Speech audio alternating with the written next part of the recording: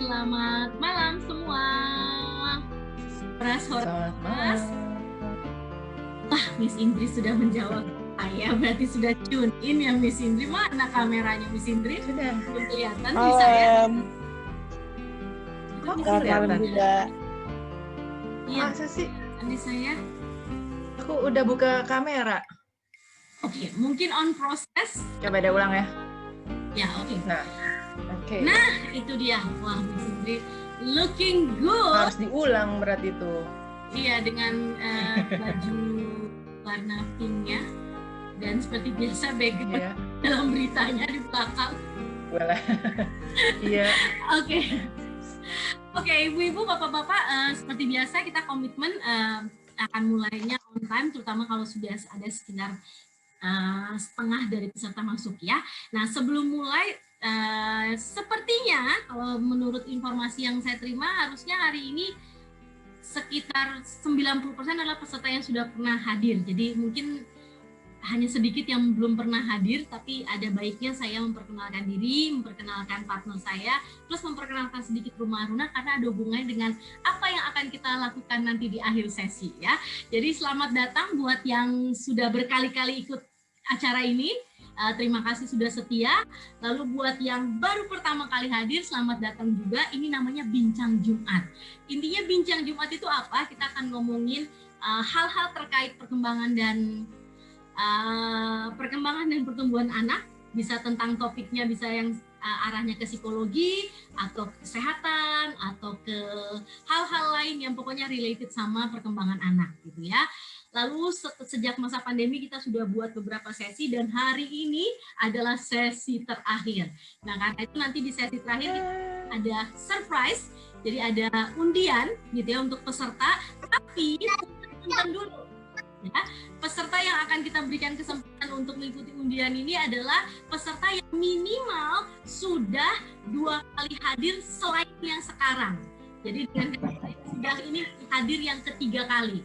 Nah, kalau Anda Bapak Ibu adalah peserta yang sudah hadir minimal ini kali dan sama ini berarti 3 kali. Silakan supaya eligible, supaya dapat kesempatan untuk ikut undiannya. Jadi sekarang nama akun Bapak Ibu, saya sekalian share screen aja ya. Jadi nama akun Zoom Bapak Ibu silakan diubah ya, silakan diubah menjadi nama lengkap. Jadi harus nama lengkap ya, karena takut nanti tertukar ya. Jadi untuk yang sudah minimal ikut 2 kali Bincang Jumat selain yang hari ini, silakan namanya diubah jadi nama pribadi ya, nama lengkap. Lalu belakangnya kasih kode Rumah Aruna, gitu ya. Saya ulangi ya. Jadi sekarang saya kasih kesempatan untuk mengubah nama akun Zoom-nya dengan nama lengkap. Jangan pakai nama suami, jangan pakai nama panggilan di kantor, jangan pakai nama lengkap. Lalu berikan kode di belakangnya dalam kurung RA. Contoh ada di slide, gitu ya. Nah nanti Anda yang sudah minimal 2 kali plus hari ini berarti 3 kali. Arep mau ubah jeneng. Kan dapat kesempatan untuk menerima undian dari kita gitu ya. Jadi silakan sambil menunggu beberapa peserta hadir, silakan diubah dulu nama akunnya. Lalu nanti hadiah yang akan kita undi adalah rahasia dulu ya. Rahasia karena saya mau memperkenalkan diri dulu. Jadi saya Eva, biasa di sekolah dipanggilnya Miss Eva. Kebetulan saat ini saya bukan kebetulan, emang selalu tidak sendiri ya. Saya tidak sendirian, ada partner saya yang selalu side by side di dunia persilatan. Untungnya jadwalnya matching terus. Iya, untungnya Miss Indri ini super di matchingin. Luar Dimatchingin lagi. Ini habis lari dari Zoom yang satu lagi. Udah selesai. Alam semesta bekerja Miss Indri untuk mengatur jadwal kita, makanya matching. Jadi partner saya adalah Miss Indri yang ada di sudut sana. Miss Indri, kita berdua sama-sama mendirikan sebenarnya 2 organisasi tapi adalah dalam satu payung besar ya. Satu namanya Rumah Aruna. Rumah Aruna ini adalah sekolah preschool dan kindergarten berbasis Montessori. Saat ini pastinya di tengah situasi pandemi semua go online gitu ya. Itu satu. Lalu kita juga mendirikan yang namanya Aruna School Development Consultant. Ini lembaga konsultan bergeraknya di bidang pengasuhan dan pendidikan anak juga, edukasi untuk pengasuhan dan pendidikan anak. Dan biasanya adalah bukan klien. Jadi biasanya yang kita layani adalah orang tua, guru, kepala sekolah, pokoknya pihak-pihak yang terkait dengan edukasi gitu ya. Masuk juga lembaga-lembaga misalnya NGO yang butuh jasa kita juga kita ambil bagian untuk membantu mereka. Gitu ya. Itu dari kita, perkenalan dari kita. Saya nanti memperkenalkan narasumbernya nanti dong karena spesial kali ini ya. Sesi penutup spesial. Oke. Jadi Bapak Ibu silakan sambil menunggu nama akunnya diubah jadi nama pribadi, lalu belakangnya dikasih kode Rumah Aruna. Dan ini hanya berlaku untuk yang sudah minimal 2 kali sama hari ini 3 kali ikut bincang Jumat. Jadi tanda apresiasi kami atas kesetiaannya untuk belajar nanti akan ada undian. Nah, yang diundi adalah apa? Jadi makin sedikit yang masuk dalam kategori makin enak dong. Jadi kesempatannya besar untuk menang ya. Jadi undiannya adalah nanti kami akan pilih 2 pemenang. Masing-masing pemenang ini akan mendapatkan free 1 sesi live circle time. Live circle time itu adalah kelas yang kami adakan via Zoom untuk anak usia 3-6 tahun. Jadi harus wajib anaknya usia 3-6 tahun, tapi belum termasuk material yang digunakan untuk kegiatan gitu ya. Nah, kalau misalnya ada nanya, wah anak saya umurnya masih 2 tahun, Miss, misalnya saya menang, gimana? Ya berarti tidak berlaku untuk Anda gitu ya. Kalau menang ya yang mau gimana, nggak bisa dipakai gitu ya. Itu 2 pemenang. Lalu nanti, nah mungkin udah pada tahu ya ibu-ibu, bapak-bapak, kita ada bukan organisasi, satu wadah namanya Sahabat Aruna. Jadi ceritanya Sahabat Aruna ini adalah satu wadah yang kita sengaja bikin untuk mengakomodir 2 hambatan utama bagi siapapun untuk belajar di masa pandemi. Biasanya majority 2 itu. Pertama, waktu. Jadi giliran ada workshop good, waktunya nggak cocok gitu ya. Nah, lalu satu lagi masalah finansial gitu. Jadi dengan Anda bergabung di Sahabat Aruna, nanti 2 hal ini akan bisa dieliminir gitu ya. Jadi workshop nanti Anda bisa ikut, Bapak Ibu bisa ikut workshop kapan saja, bisa diulang juga workshopnya. Kalau udah ikut workshop kali ini, pengen ikut lagi boleh gitu. Sepanjang tahun dikasih kesempatan untuk ikut workshop dan gretong gitu ya.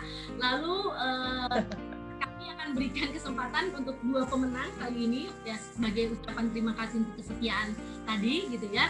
2 pemenang akan kami berikan potongan biaya keanggotaan Sahabat Aruna 50%. Padahal udah murah banget. Jadi ini kan saya kayak Miss Indri, aku jadi kayak jualan gitu ya. Jadi keanggotaan itu very cheap, hanya 150.000 untuk semua workshop yang online gitu ya. Jadi bebas mau ikut workshop apa aja asal online yang diadakan oleh Rumah Aruna sih, Aruna SBC pastinya.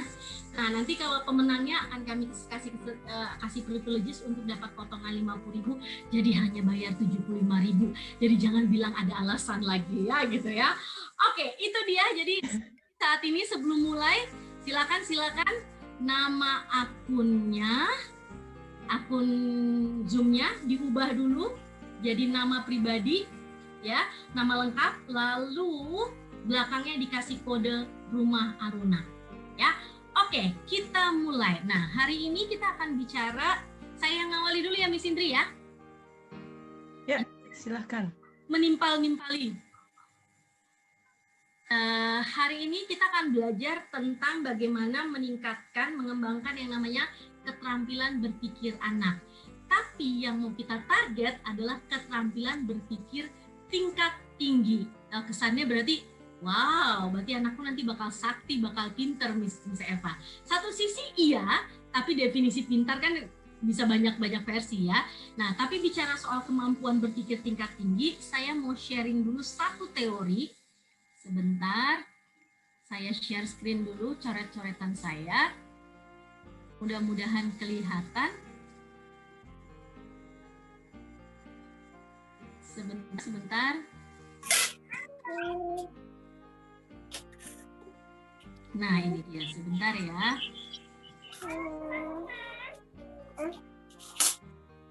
Oke, kelihatan ibu-ibu, bapak-bapak, kalau kelihatan saya acungkan jempol, jadi saya dapat feedback.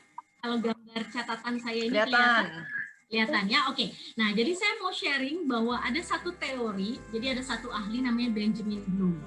Benjamin Bloom ini populer banget di kalangan dunia pendidikan karena biasanya guru-guru kalau mau bikin rencana pembelajaran, patokannya biasanya pakai Benjamin Bloom ini. Benjamin Bloom ini mengeluarkan satu taksonomi atau satu tingkatan gitu ya, jadi satu rentetan tingkatan gitu ya, yang sebenarnya mengacu ke keterampilan berpikir.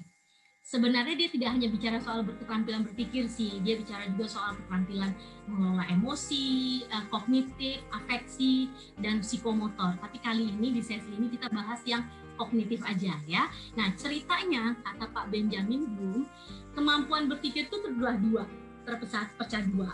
Ada kemampuan berpikir yang namanya lower order thinking, ada kemampuan berpikir yang namanya higher order thinking.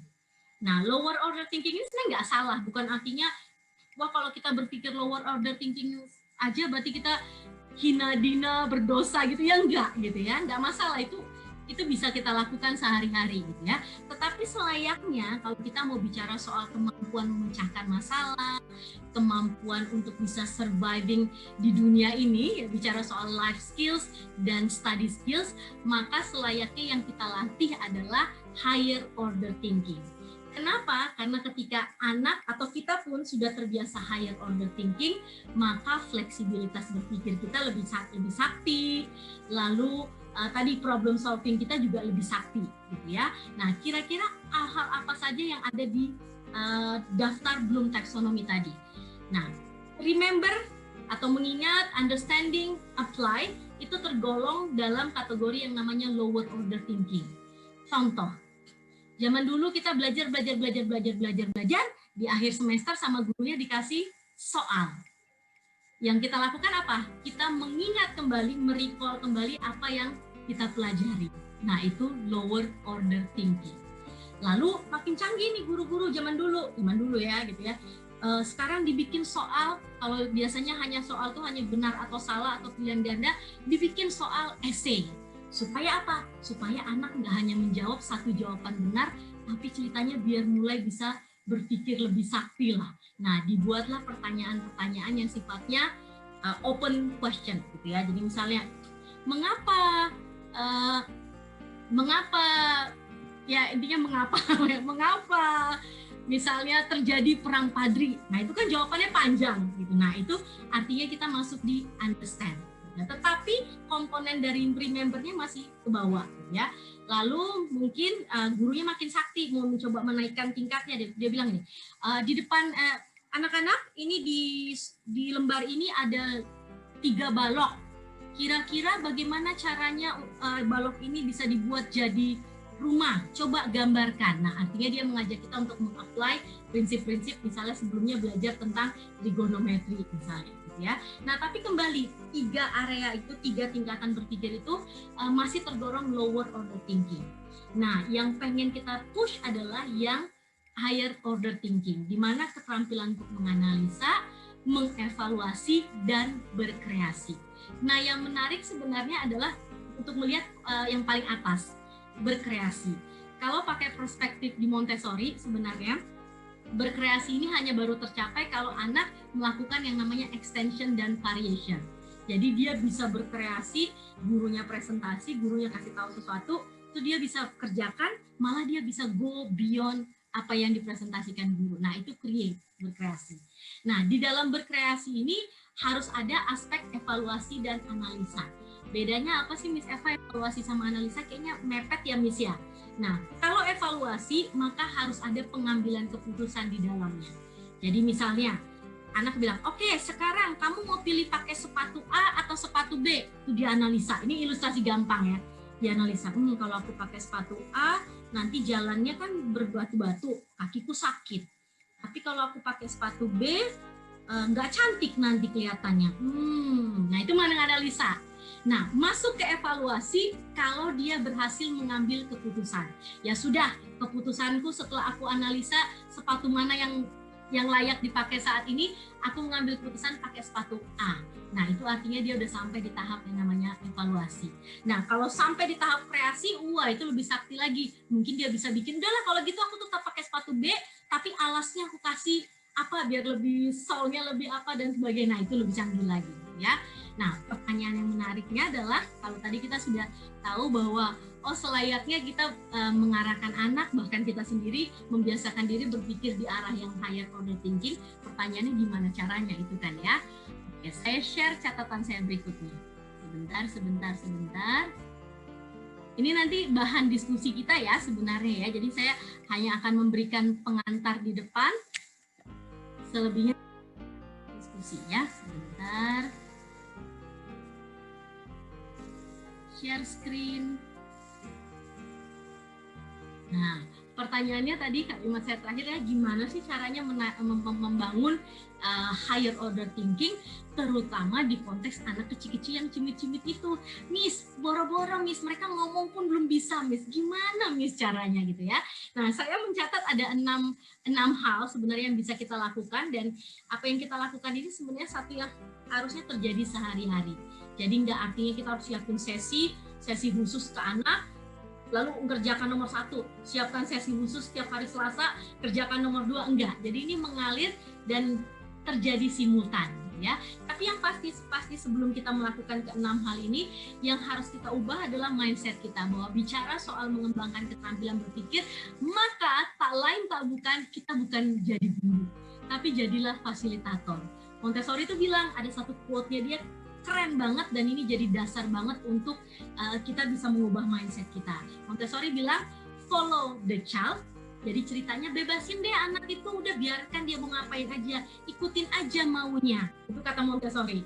Tapi ada koma. Follow as his leader. Nah, ini agak kontradiksi. Bebasin anak, ikutin anak maunya apa, tapi ikutin dia, dan Anda harus, orang dewasa harus tetap jadi leadernya. Leader di sini mengacu ke apa? Jadi fasilitator, ya. Nah, saya nggak akan bicara banyak soal teknis bagaimana menjadi fasilitator di setting Montessori. Tapi sebenarnya secara umum 6 hal ini sudah mencakup di dalamnya, ya. Yang pertama, untuk kita bisa jadi fasilitator yang mengembangkan higher order thinking, maka yang pertama, berilah kesempatan anak untuk bermain. Nah, ini kata bermain ini suka agak ini nih, jadi agak backfire gitu, jadi pedang bermata dua. Kadang, iya Miss, anakku main Mas, sepanjang hari dia main Miss. Nah, main definisi yang sering kali dibawa oleh banyak orang adalah main yang benar-benar main kemana-mana, yang tanda kutip cenderung jadi unstructured, jadi sangat liar. Nah, selayaknya main di sini tetap dikombin dengan bermain yang structured. Jadi dalam arti betul dia bisa betul kasih kebebasan dia untuk bermain, itu penting banget malahan ya, tapi gabungkan dengan structured play. Jadi tetap berikan dia patokan-patokan ketika bermain. Misalnya betul kita kasih dia kesempatan untuk bermain, tapi sesekali ketika dia main boleh kasih himbauan. Misalnya, nah sekarang kali ini kita mainnya di atas alas kerja ya, biar nggak berantakan. Nah, jadi kita berikan struktur supaya betul dia main bebas, tapi kita ajarkan dia untuk bermain dengan lebih rapi. Main dengan adiknya, kakak sama adik main, udah berantem bla bla bla, itu kan unstructured gitu ya. Udahlah, biarinlah, namanya juga anak-anak. Nah, itu unstructured. Tetapi manfaatkan momen itu, ajarkan anak untuk problem solving. Sebentar mainnya bergantian. Kakak tadi sepertinya pegang dulu ya, adik tunggu ya. Nah, itu ajarkan sesuatu, jadikan bermain itu teachable moment, dan jadikan bermain itu structure. Tapi kembali, harus komposisinya harus balance juga gitu ya. Lalu setelah kita beri kesempatan anak bermain, karena bermain itu akan membantu mengasah berbagai macam keterampilan dalam hidupnya, komunikasi, life skill, problem solving, dan sebagainya. Lalu setelah itu mundur. Nah, kita mundur ngapain? Mundur dan lakukan observasi. Nah, ini yang paling berat kayaknya buat orang dewasa, karena bawaannya itu kita pengen jump in dan pengen langsung, aduh kalau misalnya dia megang sesuatu langsung, hati-hati, takut pecah atau apa gitu ya. Atau misalnya ketika dia bekerja tuh kita, aduh harusnya kan bukan gitu. Langsung kayak pengen gatel, pengen intervensi. Nah, sebaiknya jangan lakukan itu gitu ya. Jadi mundur, observasi, kira-kira cari momen yang tepat di mana saya harus mengintervensi. gitu ya. Nah, jadi poin berikutnya hubungannya dengan mundur dan observasi ini, jadi kita sebenarnya waktu mengobservasi bukan artinya kita tinggal, tapi kita tetap aktif melihat teachable moments mana yang bisa saya masuk dan mengintervensi. Jadi aktif bukan reaktif. Itu poin ketiga. Nah, lalu poin keempat saya ini very simple. Kalau misalnya kalau misalnya sehari-hari arahkan anak, kalau misalnya anak bertanya atau kita mau bertanya pada anak, pelan-pelan usahakan melakukannya dengan memberikan pertanyaan terbuka. Dan pertanyaan terbuka ini bukan pertanyaan yang sifatnya ujian. Kalau misalnya pertanyaan sifatnya ujian, misalnya gini, dia baru malam kemarin kita bacain buku tentang dinosaurus, gitu ya. Terus paginya, coba kemarin mama bilang apa tadi jenis-jenis dinosaurus yang makan sayur, makan tumbuhan apa namanya? Nah itu ujian gitu ya. Jadi jangan pertanyaan yang kayak menguji konten yang kita udah berikan gitu. Tapi berikanlah pertanyaan-pertanyaan yang bersifat pilihan. Misalnya kalau tadi kayak berantem gitu ya, kasih pilihan. Kira-kira kalau misalnya tadi mainnya berebutan, mendingan mana ya?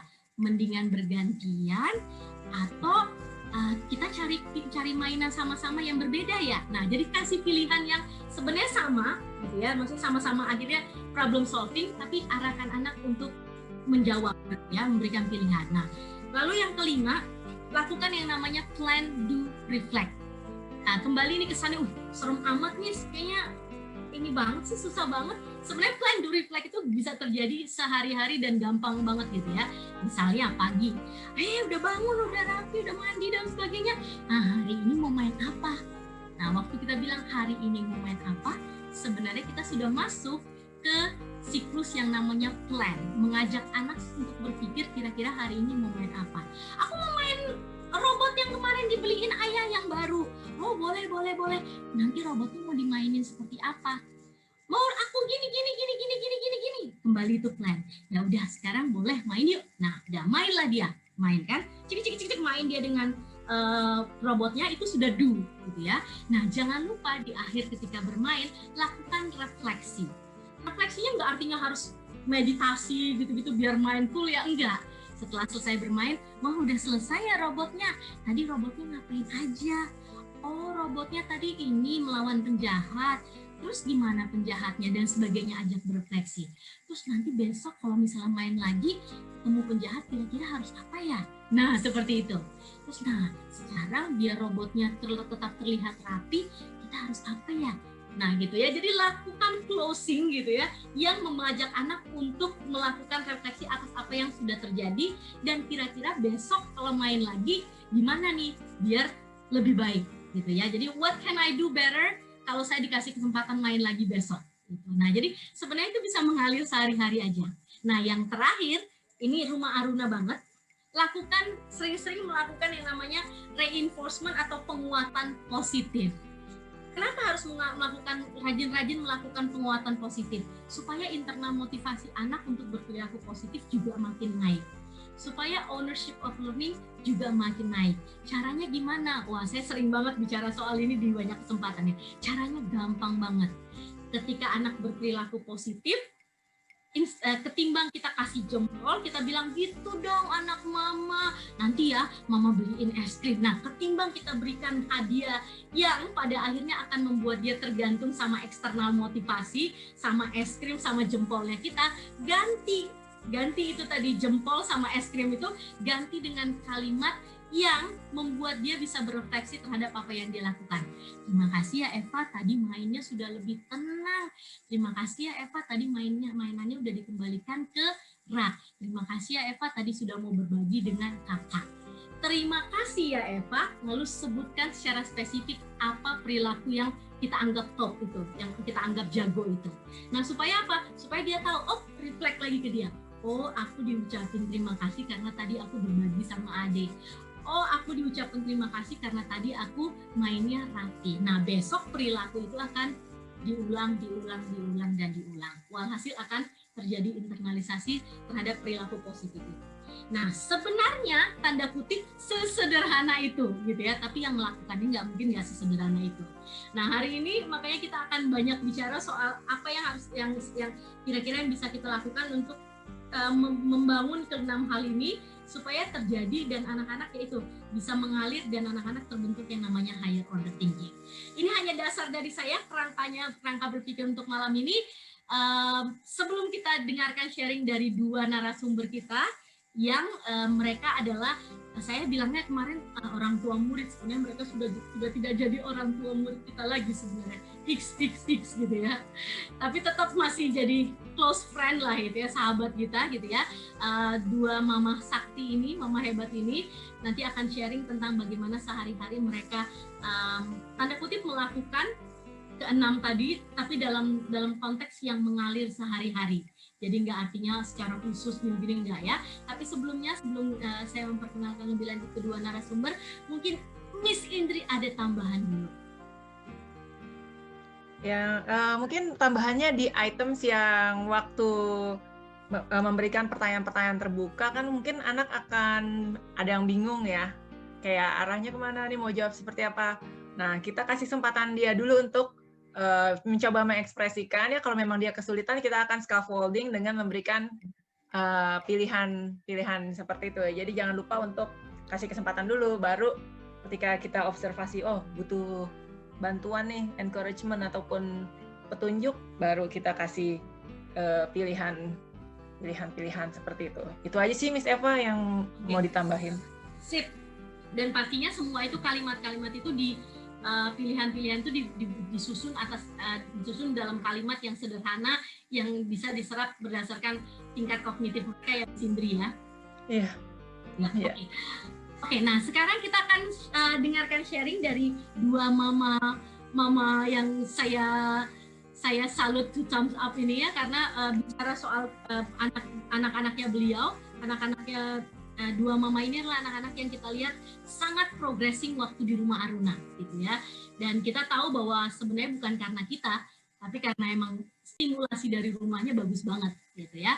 Nah, saya perkenalkan yang pertama, ini sebenarnya yang pertama dan kedua sama aja. Jadi kalau saya perkenalkan yang pertama nanti rebut, ini mereka nanti nggak mau jadi yang pertama gitu ya. Saya perkenalkan yang pertama adalah Ibu Kenya ya. Ibu Kenya mungkin sebagian besar udah ada yang pernah ikut sesinya Bu Kenya ya. Ibu Kenya adalah seorang mama dengan satu putri bernama Nyala. Ya, waktu itu Bu Kenya sempat mengisi sesi tentang literasi, dan hari ini sepertinya akan mengangkat mengangkat aspek literasi juga dalam apa yang dilakukan sehari-hari hubungan dengan kemampuan berpikir gitu ya. Itu yang pertama. Mana Ibu Kenya ya? Ibu Kenya dada dulu. Nah, beliau sudah hadir gitu ya. Lalu yang kedua adalah Ibu Devita.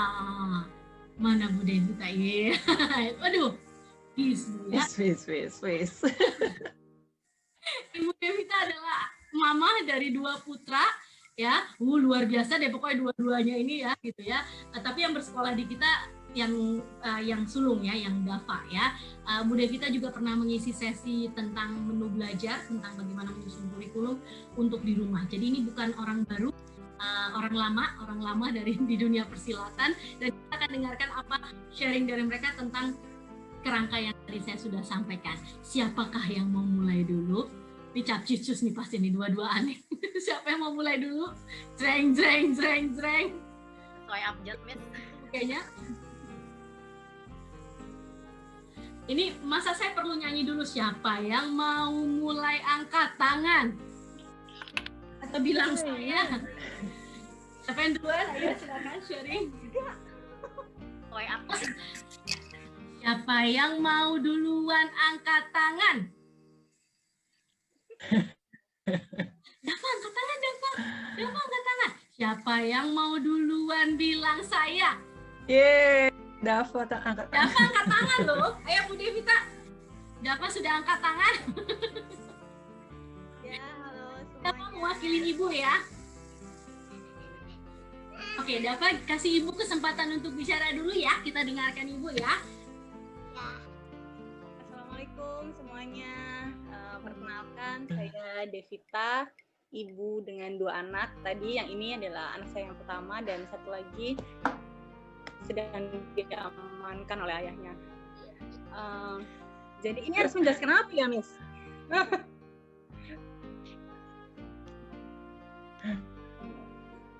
Kenapa? Sorry, tadi aku agak terputus. Ini aku menjelaskan apa ini? Kemute, Miss. Ya, silakan sharing tentang apa yang dilakukan sehari-hari dengan Dava. Sebenarnya kami sehari-hari ngapain ya, Kak? Rutinitasnya seperti biasa, seperti ibu dan anak-anak pada umumnya. Cuman emang di rumah kami itu ada kayak ritual gitu ya, ritual membaca bersama. Dan itu memang sudah terbangun dari sejak dia kecil. Nah, sampai akhirnya semakin kesini, kalau berkaitan dengan materinya Miss Eva tadi, saya juga baru sadar waktu ditodong sama Miss Eva, oh iya aku udah ngelakuin sampai yang kayak gitu Miss gitu.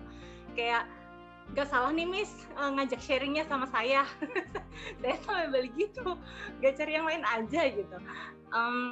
Jadi karena ternyata seiring dengan perkembangan usianya Dava, minat dia untuk membaca itu jadi seperti me time ya untuk dia gitu. Saya melihatnya seperti itu. Jadi kalau misalnya adiknya lagi tidur, terus saya lagi sibuk, ayahnya juga lagi sibuk gitu, dia bisa mencari kegiatan lain, dan itu yang bisa betah berlama-lama itu adalah dengan dia membaca. Nah, akhirnya kami memfasilitasi dia dengan membelikan banyak buku bacaan gitu. Nah, ada topik yang sedang dia minati tentang biografi seseorang, bahkan beberapa orang sih gitu. Nah, dia jadi saya sengaja memang membelikan dia buku tentang sosok seseorang ini yang berbeda-beda. Jadi saya belinya tuh dari beberapa penerbit gitu, tujuannya supaya kita bisa tahu nih ceritanya itu nggak cuma itu aja gitu. Kita juga dengarkan dari yang kayak orang yang lebih paham gitu ya, orang yang ahli gitu, dari lewat YouTube, atau kita juga mencari informasinya lewat HP, lewat Google gitu. Nah, sampai pada suatu ketika cerita ini tuh dia tiba-tiba bilang gini, ibu kok bisa si A ini, sebentar si A ini kalau di buku ini kok dia bisa jadi adiknya ya, kok kalau di buku yang itu kenapa si B yang jadi adiknya? Kami kan jadi kayak, hah emang iya ya Kak gitu. Saya juga akhirnya baru ngeh gitu ya, karena dia bercerita kayak gitu. Ketika dia baca sendiri, terus dia manggil saya sama ayahnya, masa sih, bentar yuk kita baca bareng yuk gitu. Soalnya biasanya kalau kita dia ada, kalau kebiasaan membacanya dia itu, kalau dia sedang sendirian dia akan membaca sendiri, tapi kalau di jam sebelum tidur dia biasanya akan minta untuk saya atau ayahnya untuk membacakan. Jadi kita membacakan nyaring gitu sampai sekarang. Dia sampai mau usia 6 tahun kita masih membacakan nyaring gitu. Dan ya sebagai orang tua itu effort ya, karena semakin kesini bukunya kan udah yang lebih banyak tulisannya, ceritanya sejarah, dahulu kala, begini berapa tahun kemudian gitu ya. Beda sama kalau misalkan adiknya yang baru usia hampir 2 tahun kan bukunya buku anak-anak yang masih lucu-lucu, banyak gambarnya gitu ya. Jadi ya sebagai orang tua itu kita harus siap juga di situ. Nah kemudian sampai akhirnya kami membaca bersama. Oh iya ya Kak, jadi yang benar gimana? Coba deh Ibu, kita lihat di buku yang lain gitu. Dia ambil bukunya dia, tuh kalau di sini tahun kelahirannya itu lebih dulu dia gitu. Oke, jadi kalau dua pembanding buku ternyata kita masih bingung bagaimana, kita carinya buku yang lain deh Ibu. Kita lihat deh kalau kata si kakak ini yang ahli tadi itu ya, yang lebih menguasai topik itu gimana sebenarnya. Jadi cerita sejarahnya si biografi si sosok ini itu bagaimana gitu.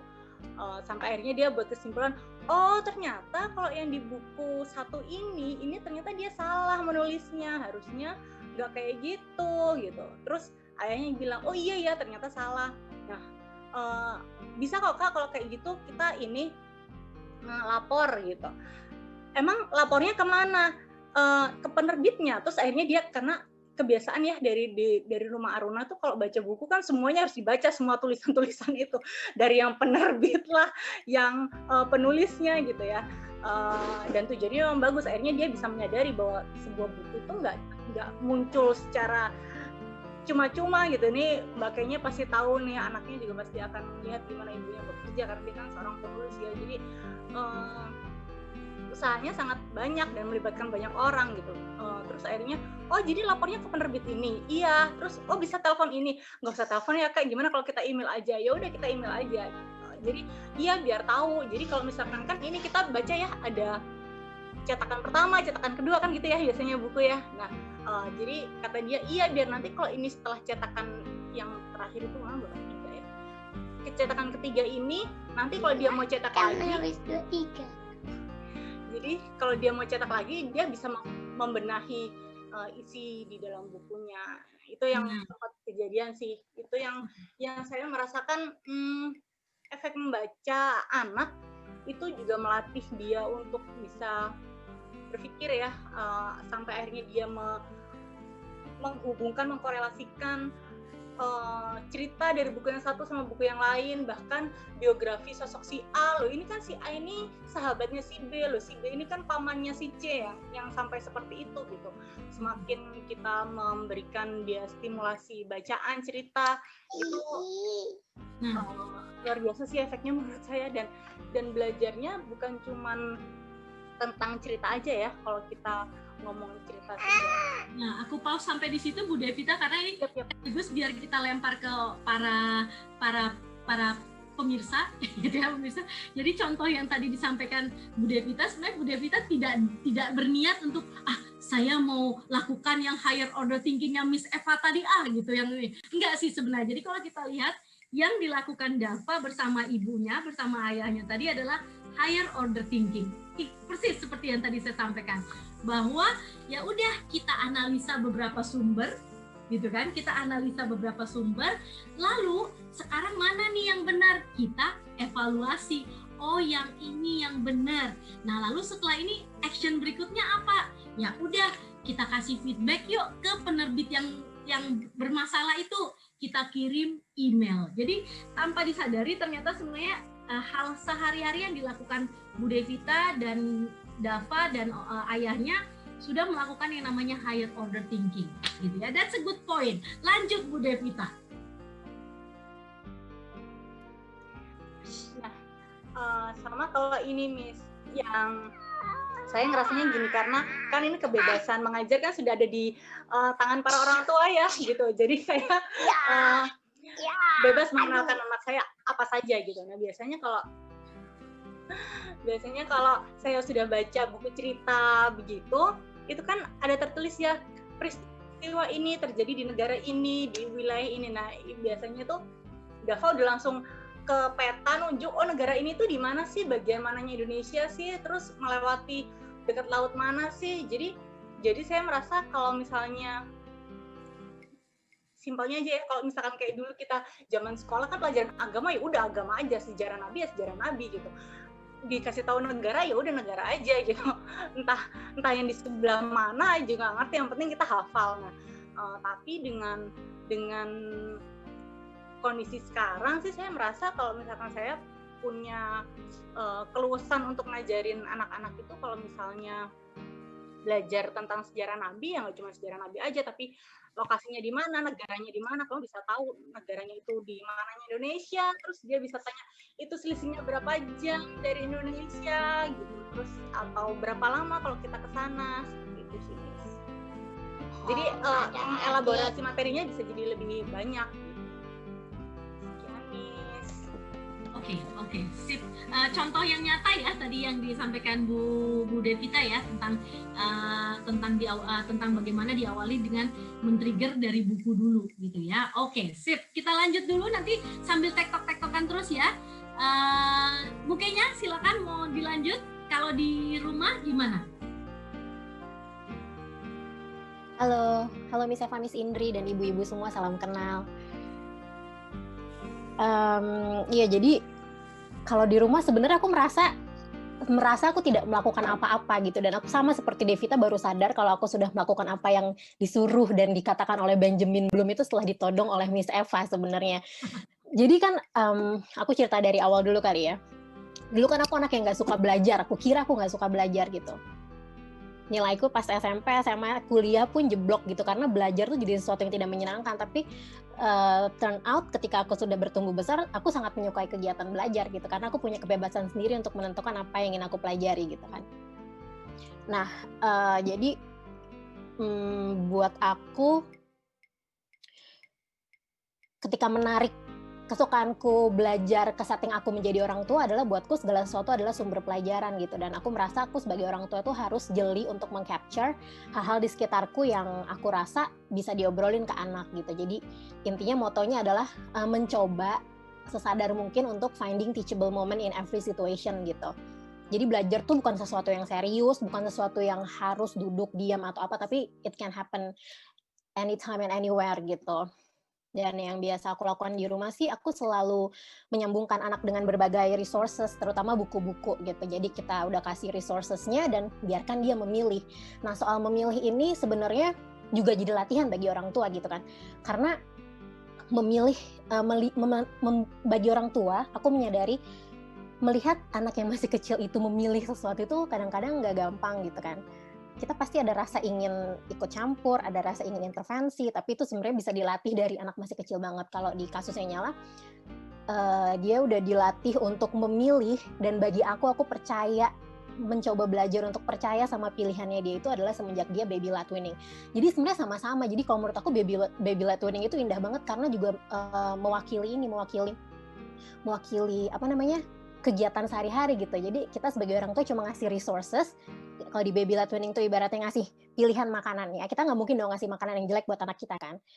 Kita kasih makanan yang sehat, yang bergizi. Ini juga nyambung ke apa kata Ibu Maria Montessori tadi, follow as leader. Kita kasih dan biarkan anak milih sendiri gitu. Jadi anak kaptennya, tapi kita jadi co-pilotnya gitu. Jadi untuk belajar sehari-hari di rumah, pintu masuk yang paling aku sering pakai itu buku, karena buku itu kan emang jendela dunia gitu kan. Bisa juga jadi jendela jiwa gitu kan, dari buku yang kita bacain ke anak kita jadi tahu anak tuh sukanya apa sih, dan dia lagi tertarik sama apa, sama dari hal-hal yang udah kita kasih. Nah setelah dibacakan buku, kalau di rumah kami selalu ada ritual, jadi setiap bangun tidur baca buku, mau tidur malam juga baca buku, tapi kita bisa baca buku di kapanpun gitu, jadi bisa kapanpun baca buku sebenarnya, tapi yang udah pasti itu kalau bangun tidur sama sebelum tidur malam. Nah setelah baca buku, biasanya aku mundur dan kita lihat minatnya dia apa. Kayak misalnya dia lagi tertarik sama buku tentang alam semesta gitu. Alam semesta kan luas banget. Nah dari alam semesta yang luas banget ini dia lagi pengen tertarik sama apa sih? Misalnya tertarik sama geografi. Geografi sendiri pun luas kan. Dia tertarik sama negara apa? Misalnya negara Mesir, ya udah kita fasilitasi aja gitu ketertarikannya mereka. Kalau bicara soal structured sama unstructured, mungkin ini ya, structure-nya adalah saat berkreasi tadi, ketika anak mulai ingin membuat, jadi kalau misalnya habis dibacain tuh Nyala suka banget gambar atau bikin-bikin, itu udah pasti, jadi gambar, bikin-bikin sesuatu. Aku selalu plan, do, and reflect juga, jadi aku akan tanya sama Nyala, sebelum kamu membuat gambar A gitu misalnya, kamu kira-kira gambarnya mau kayak gimana sih? Sebelum kamu bikin sesuatu, misalnya kemarin dia bikin jepit rambut buat teman-temannya. Jadi kita belanja gitu ke toko craft, terus aku tanya sama Nyala kira-kira jepit rambutnya mau dibikinnya kayak gimana. Jadi dia nggak sembarangan milih manik-manik terus nanti di rumah bingung untuk assemble manik-maniknya gitu. Jadi dia milih manik-maniknya juga dengan sebuah konsep di kepalanya gitu. Aku pengen jepit rambut yang aku buat bentuknya kayak gini gitu. Habis itu dilakukan dan setelah selesai kemudian aku tanya kira-kira Nyala suka nggak nih sama manik-maniknya, kalau misalnya mau diulang lagi nggak jepit rambutnya, atau ada yang salah nggak, atau ada yang pengen kamu tambahkan? Kalau enggak ya udah enggak, kalau iya ya udah silahkan lakukan gitu. Dan untuk yang unstructurednya mungkin bisa melakukan storytelling sebanyak-banyaknya tentang apa yang disukai sama anak atau apa yang sedang menjadi perhatian anak gitu. Kayak misalnya contohnya apa ya, banyak sih contohnya, kayak misalnya Nyala tuh pernah aku sering aku perkenalkan dengan biografi tokoh-tokoh terkenal gitu. Dari situ juga ketahuan yang paling jadi kesukaannya dia adalah tokoh desainer, kalau nggak penyanyi gitu. Ada salah satu penyanyi yang dia suka, namanya David Bowie dari UK.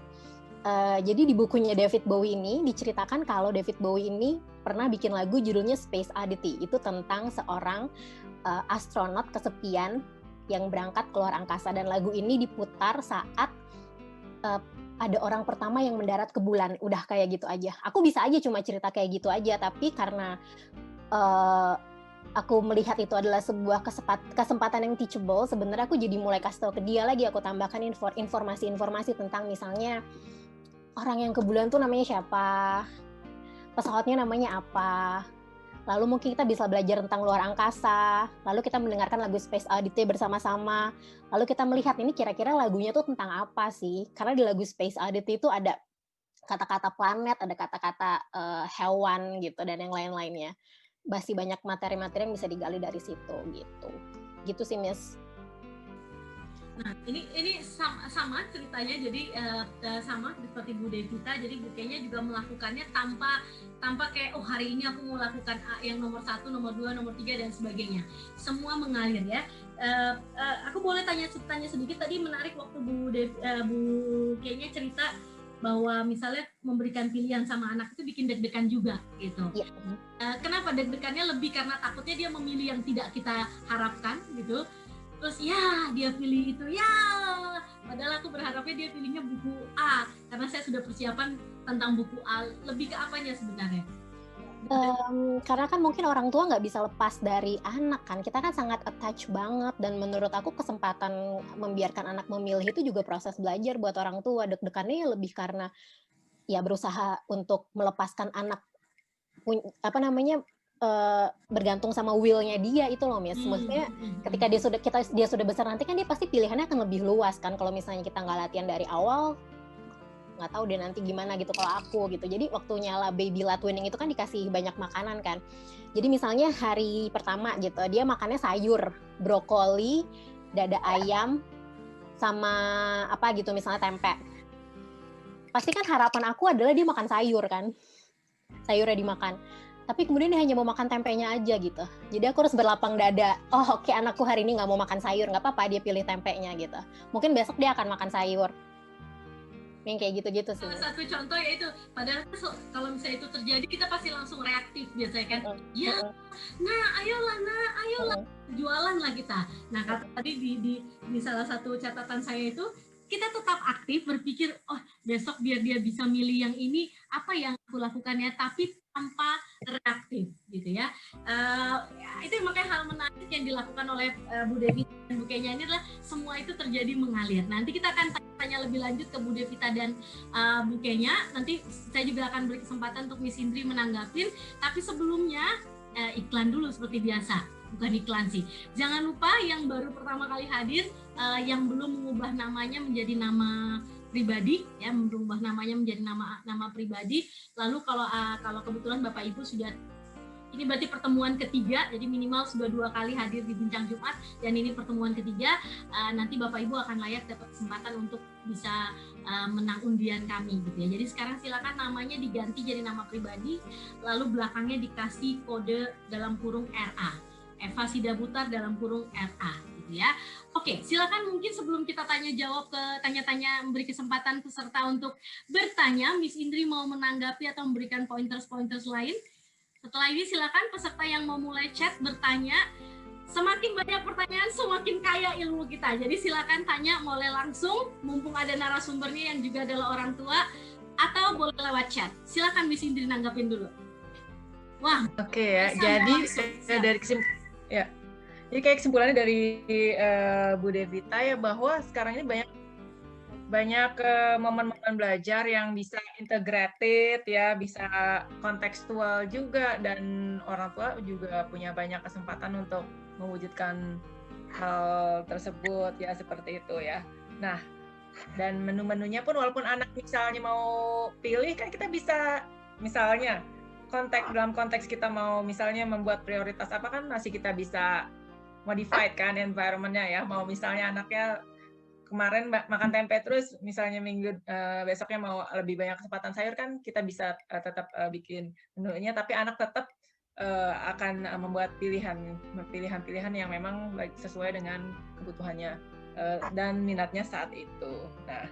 Nah kemudian tadi dari Bu Nyalai lucu juga ya, sudah mulai mengenali bakat dan minatnya dari kecil ya, mungkin ya senangnya tokoh-tokoh yang desainer dan penyanyi ya. Di situ juga sebagai tema-temanya juga bisa terkait dengan pembelajaran emosional, bagaimana manusia merasa kesepian ya, apa itu perasaan emosi sepi dan apa sebabnya dan bagaimana kita mengatasi hal tersebut. Itu sudah dari kecil udah bisa mulai dikenali dan dipelajari. Wow, sangat kaya ya sumber-sumber belajarnya ya. Tapi mungkin yang perlu di-highlightin berarti itu bagaimana sih menciptakan teachable moment yang bervariasi dan banyak itu, dan tentu saja itu adalah proses yang aktif ya. Berarti itu kalau dalam masa sekarang ini mungkin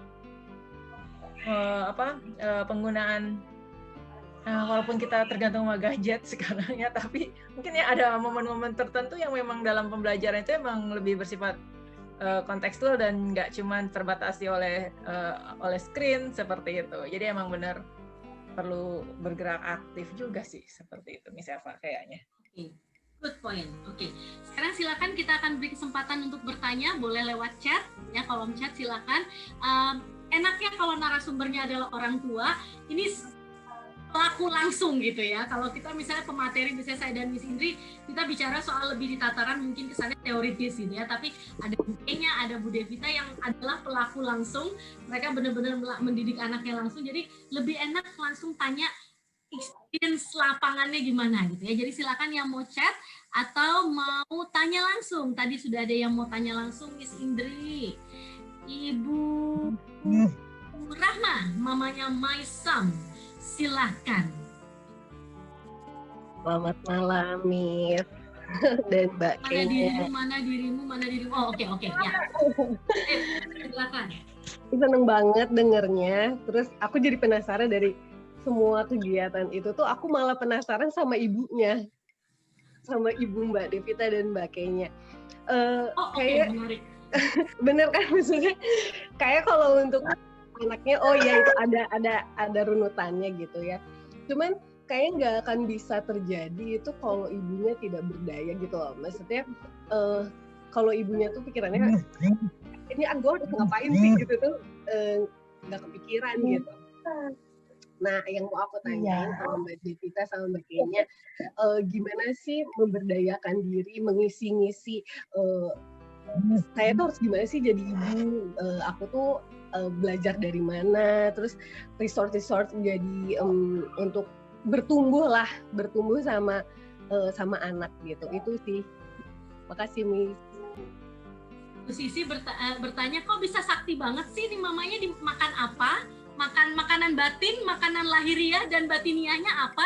Kok kayaknya anaknya bisa begitu, dibikin apa gitu. Pokoknya nih lebih bertanya asupan gizi mental dan fisik orang tuanya apa gitu ya kayaknya ya.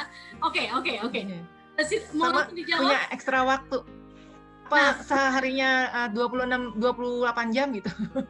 Iya, apakah jangan-jangan Tuhan mengaruniakan Bu Kenya dan Bu kita bukan 24 tapi 36 jam dalam sehari sehingga bisa melakukan semua itu di bingar-bingarnya kehidupan sehari-hari, itu kan pertanyaannya. Oke, silakan siapa yang mau sharing dulu, mau jawab? Asupan gizinya dapat dari mana? Gizi mental dan psikisnya, psikologis dan fisiknya. Monggo Bu Devi. Oke, Miss. Mbak kayaknya videonya mati ya? Nggak terpental sih tapi kayaknya, mudah-mudahan nggak. Oke. Halo. Aku dulu deh ya. Oh, Mbak Kay.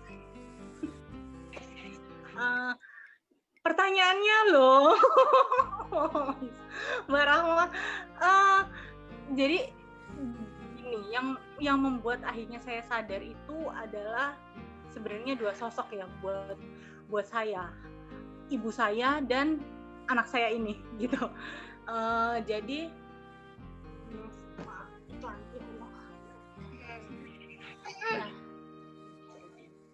Nah, jadi dari pengalaman hidup saya, bagaimana sih saya sebenarnya dibesarkan dalam hal pendidikan ya gitu. Dan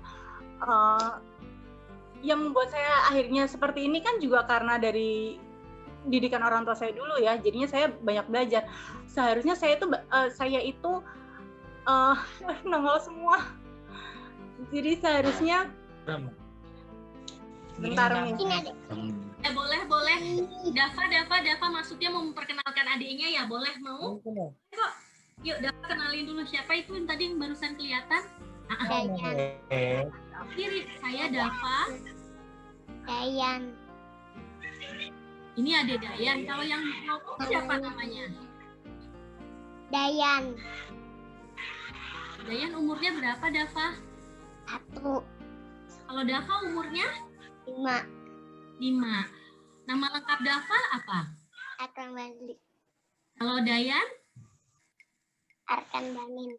Wah, hafal ya Dayan. Nah, Dayan. Dava gantian ya. Sekarang Ibu ya lanjutin ya. Nah, jadi dari pola asuh juga akhirnya saya kayak refleksi diri gitu. Saya ini kalau saya melakukan hal itu juga ke anak saya, apalagi saya tinggal di kota besar, saya tinggal di Solo, bukan di Jakarta juga. Tapi maksudnya kan udah jauh ya. Kalau dulu saya kan tinggalnya di Lumajang gitu. Informasinya itu sangat kenceng banget, terus habis itu lingkungan berbagai kalangan. Saya mikirnya kalau anak saya tidak pengetahuan yang luas, dia cuma bakalan gitu-gitu aja dia bakalan mental gitu dari apa yang harusnya nanti, maksudnya dia tidak cukup bekal untuk dirinya nanti ketika dia dewasa gitu. Terus saya juga motivasinya adalah saya nggak mau anak saya kayak saya gitu. Pokoknya intinya saya adalah begitu. Saya mau melakukan yang lebih daripada apa yang saya dapat. Kalau misalnya saya dulu pelajaran apa ya misalnya tentang planet saya dapat di SD, kenapa anak saya sekarang nggak saya kasih tahu dengan cara yang benar ya tentunya. Dan saya kan belajar banyak di rumah Aruna gitu. Bagaimana anak ini akhirnya wawasannya juga bertambah banyak. Yang penting ya caranya benar. Saya tuh kalau boleh cerita sedikit, jadinya banyak sih kan dari saya ngomong. Teman saya tuh ibu-ibu juga, beranak 2 juga, dia tuh bilang kayak gini, Mbak Dava tuh kalau belajar materinya berat-berat ya. Loh, saya kan kaget ya, selama ini anaknya santai-santai aja, maksudnya menerimanya baik-baik aja, dan dia bahkan bisa menceritakan ulang gitu apa yang sudah dia dapat ke orang lain. Berat gimana Mbak? Iya, masih umur 5 tahun aja udah belajar planet, udah belajarnya ratusan. Oh, saya cuma menjawab gini, ya aku sih ngasihnya apa yang dia mau aja Mbak, yang penting caraku benar. Udah, saya jawab kayak gitu aja. Dan itu yang jadi motivasi saya juga, kalau saya bisa kok ngasih dia apa aja, yang penting caranya benar. Dan saya nggak mau yang membatasi anak belajar itu ya nanti, kalau kamu tahu itu tuh nanti waktu kuliah, nggak bisa kayak gitu. Apalagi di era dia kan anak-anak digital ya, arus informasi kan kenceng banget, jadi Dava cukup tahu apa yang terjadi sekarang. Ya, pokoknya saya nggak mau mengulang apa yang ada di dalam diri saya aja kan, saya itu sih motivasinya. Sama ya belajar itu Rumah Aruna, ini kan semua sudah menjadi sahabat Rumah Aruna ya, itu promosi. Terus ya belajar tentang parenting ya, pokoknya ini saya juga merasa dengan pandemi ini saya lebih banyak bisa belajar, karena saya nggak bingung harus kemana-kemana. Kan kelas sudah banyak ya yang gratis, yang berbayar pun juga murah. Contohnya Rumah Aruna, begitu ya Mix? Ya promosi. Ini bukan iklan ya, ini bukan iklan. Bu Devita dan Bu Kenya itu tidak dibayar ya saudara-saudara ya. Tapi memang tadi siang saya mengirimkan lele hasil dari kolam saya sih untuk mereka ya buat makan siang ya. Tapi itu bukan sogokan ya. Oke, jadi poinnya lebih ke memang satu sisi kita dibesarkan oleh orang tua kita. Itu mereka adalah generasi berbeda dengan kita, pola pengasuhannya juga berbeda. Kita generasi yang berbeda mengasuh anak kita yang generasi berbeda. Jadi grandparenting parenting gitu ya. Jadi sebenarnya nggak boleh disamakan juga karena tantangan zamannya juga beda, karakteristik generasinya juga beda gitu ya. Dan memang bukan konon kabar sih, jadi memang generasi mama-mama, generasi milenial gitu ya, memang mencari sumber ilmu parentingnya banyak didapatkan lewat bookshop, internet dan sebagainya. Kalau zaman dulu eyang-eyang papa mama kita, sumber pengasuhan, sumber parenting mereka dapatnya dari wisdom yang diturunkan dari orang tua mereka juga. Jadi agak beda ya. Oke, gantian silakan Bu Kenya menjawab pertanyaan Bu Rahma, namanya Maisam. Kira-kira dapat kesaktian, jadi tanda kutip kesaktian gitu ya, bisa punya waktu dan sebagainya, itu dapat gizi lahir batinnya dari mana? Ya sebenarnya manusia hidup menuntaskan dendam itu benar juga sih, karena aku nggak pengen nyala jadi kayak aku dulu yang mungkin terlambat mengenali diri sendiri, terlambat untuk tahu banyak hal gitu, dan pada akhirnya menemukan bahwa aku suka belajar tuh di usia yang udah menurut aku agak terlambat gitu kan. Jadi aku ingin memfasilitasi dia dengan dengan berbagai macam resource dan pengetahuan dan kegemaran akan belajar gitu. Sebenarnya nggak yang 24 jam selalu kayak gitu sih, tapi gimana ya, mungkin dari awal aku hamil dan punya anak, aku tuh melaluinya dengan sendirian gitu, karena ibuku sakit, aku harus hamil sendirian, aku harus melahirkan juga nggak sendirian sih, berdua aja gitu sama suami aku, tanpa ada dukungan orang tua, tanpa ada dukungan dari kakek nenek dan segala macam. Jadi aku merasa aku harus berdaya sendiri. Jadi mau gimana caranya berdaya sendiri kalau kita nggak bangun gitu. Jadi aku mulai belajar dan aku mulai bertekad kalau aku akan memakai momen motherhood ini sebagai ajang belajar juga gitu, karena aku udah berjanji kan, aku punya credo yang tadi itu, kalau misalnya aku every day we learn something new gitu, aku mengamini itu dan aku menjadikan motherhood ini sebagai ajang untuk kayak emang belajar tentang apapun itu, kayak misalnya di suatu hari yang membosankan pun pada akhirnya aku belajar memaknai ulang arti kebosanan itu, yang seperti lo belajar tuh kan nggak mesti cuma belajar textbook as in kita baca dari buku atau apa gitu, tapi pergeseran point of view, mengetahui kalau orang lain punya pandangan beda, kalau suatu masalah ternyata rasanya bisa beda kalau kita geser sudut pandang, itu kan juga bisa jadi sebuah pembelajaran kan, gitu sih, yes, gitu sih Mbak Ama, semoga terjawab.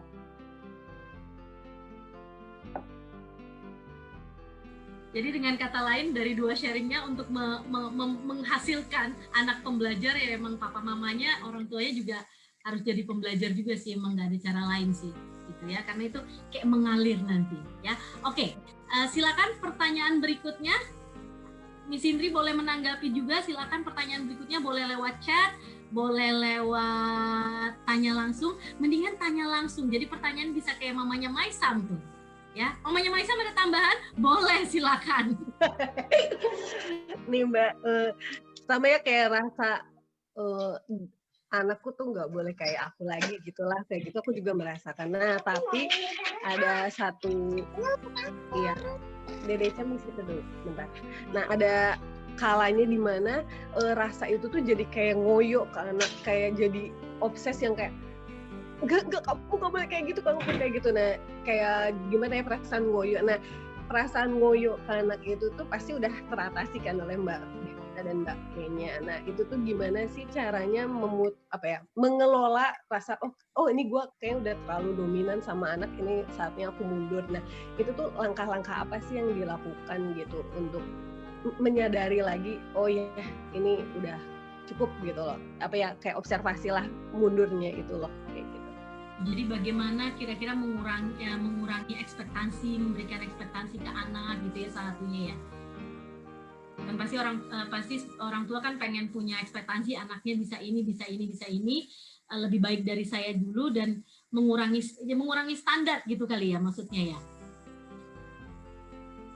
Iya, mengelola Miss ya, kayak ketika udah ngoyo banget gitu, terus jadi kapan harus berhenti dulu gitu loh, ngasih jeda, tarik mundurnya kapan ya itu ada mengelolanya gimana gitu. Betul, good point. Ada tipsnya kira-kira Bu Kenya dan Bu Devita, tips untuk yaitu tarik mundur, kapan saya harus nginjak rem, kapan saya harus nginjak gas, kapan saya harus nge-pressure anak, kapan saya harus let go, gitu kali ya Bu Rahma ya. Oke, monggo langsung dijawab, silakan.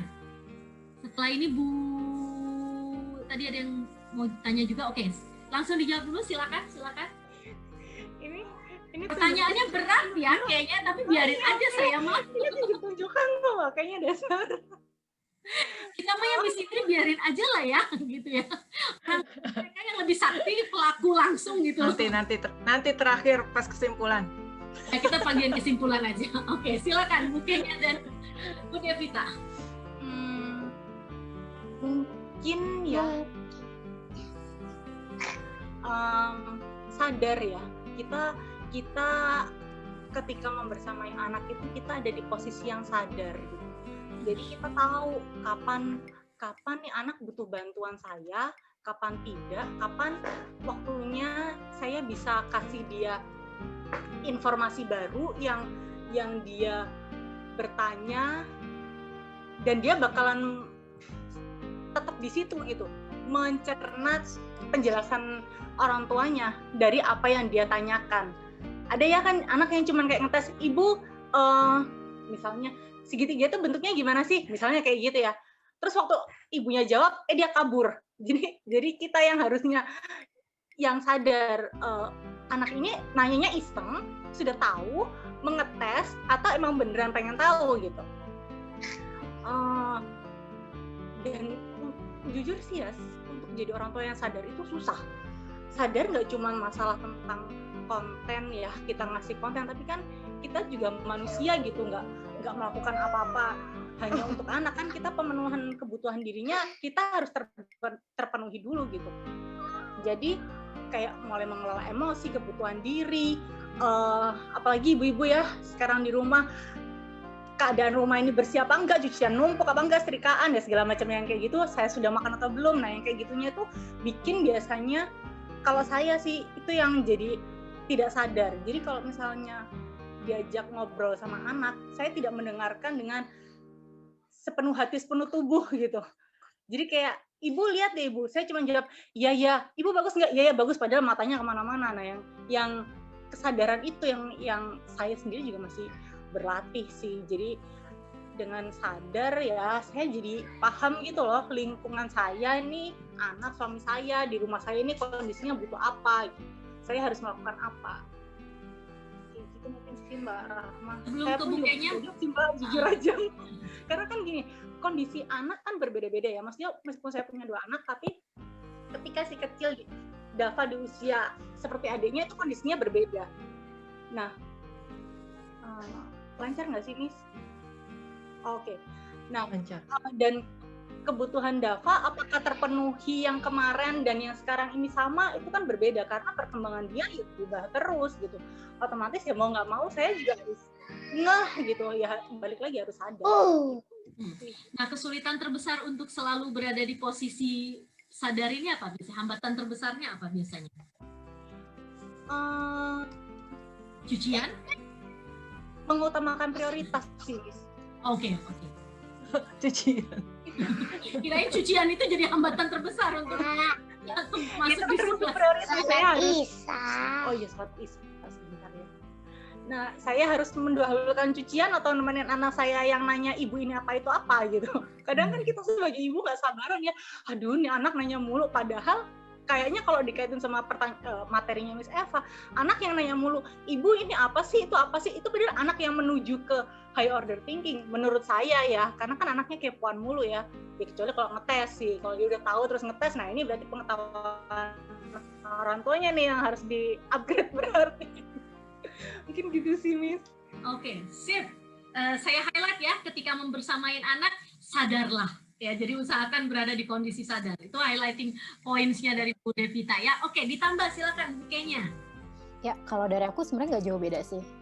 Anak itu kan orang yang tahu banget di mana tombol merah kita kan. Jadi kalau misalnya tiba-tiba kalau aku prinsip begini, kalau misalnya aku marah atau aku tiba-tiba jadi ngoyo sama nyala, itu menunjukkan bukan nyala sebenarnya, tapi akunya sendiri gitu. Aku agak-agak Jungian gini. Tapi emang anak itu jadi kayak refleksi apa sih dari dalam diri kita yang sebenarnya belum selesai gitu. Ketika ngoyo maksa anak, itu sebenarnya ngasih tahu ke kita tuh ngoyo karena apa? Ada ketakutan apa di balik kengoyoan kita? Kenapa kita harus bikin anak itu bisa baca misalnya? Atau kenapa kita harus bikin anak itu bisa ngitung matematika di umur 5 tahun gitu misalnya. Pasti itu ada sesuatu yang melatar belakangi itu, dan itu sebenarnya kesempatan juga buat kita untuk balik lagi refleksi. Apa sih yang belum selesai dari diri ini gitu? Apa sih yang bikin gue jadi ngoyo banget maksa anak gue untuk bisa melakukan sesuatu sesuai keinginan gue gitu. Gitu sih kalau aku. Jadi justru anak itu justru adalah ini ya, tombol-tombolnya kita ya, kayak screeningnya kita, dashboard. Anak itu adalah dashboardnya kita ya. Kita gimana dan sebagainya, refleksinya terlihat di anak gitu ya. Poinnya gitu bukenya ya. Ya, jadi sebenarnya dia adalah ajang kita untuk menggali lagi gitu ke dalam diri. Kita tuh yang belum selesai di mana sih gitu. Kalau menurut aku. Okay. Karena di balik paksaan kita, di balik ngoyonya kita tuh pasti ada yang melatari, entah itu fear kalau nanti kalau lo nggak bisa baca di umur 5, orang-orang bilang apa gitu, atau fear kalau SD belum bisa baca nanti gimana, pasti ada ketakutan, pasti ada kekhawatiran, atau pasti ada luka batin yang belum selesai gitu. Oke, pertanyaan mungkin sama ke Bu Devita tadi, hambatan terbesarnya untuk jadi orang tua yang itu biar jangan kepencet tombol merah, tombol angernya melulu sama anak biar nggak kepancing, itu gimana biasanya? Kalau aku mulai menyadari lagi gitu, kalau misalnya apapun yang terjadi sama dia, setiap emosi atau setiap perilaku yang ditampilkan oleh Nyala itu adalah informasi gitu buat aku. Perilaku itu kan pasti ada sesuatu di baliknya kan. Nah itu yang harus lebih digali sih kalau aku. Dan aku nggak yang setiap hari sadar juga kok gitu. Aku juga masih berlatih, masih terus-terusan berlatih. Karena kan pusing ya Bu, pusing. Tetap ada fase-fase down, fase-fase yang pada akhirnya mamanya tidak sadar, kalau pakai istilah Bu Devita berada di stages yang nggak sadar itu tetap ada, pastilah, namanya juga manusia, juga manusia kan ya, itu pastinya. Oke.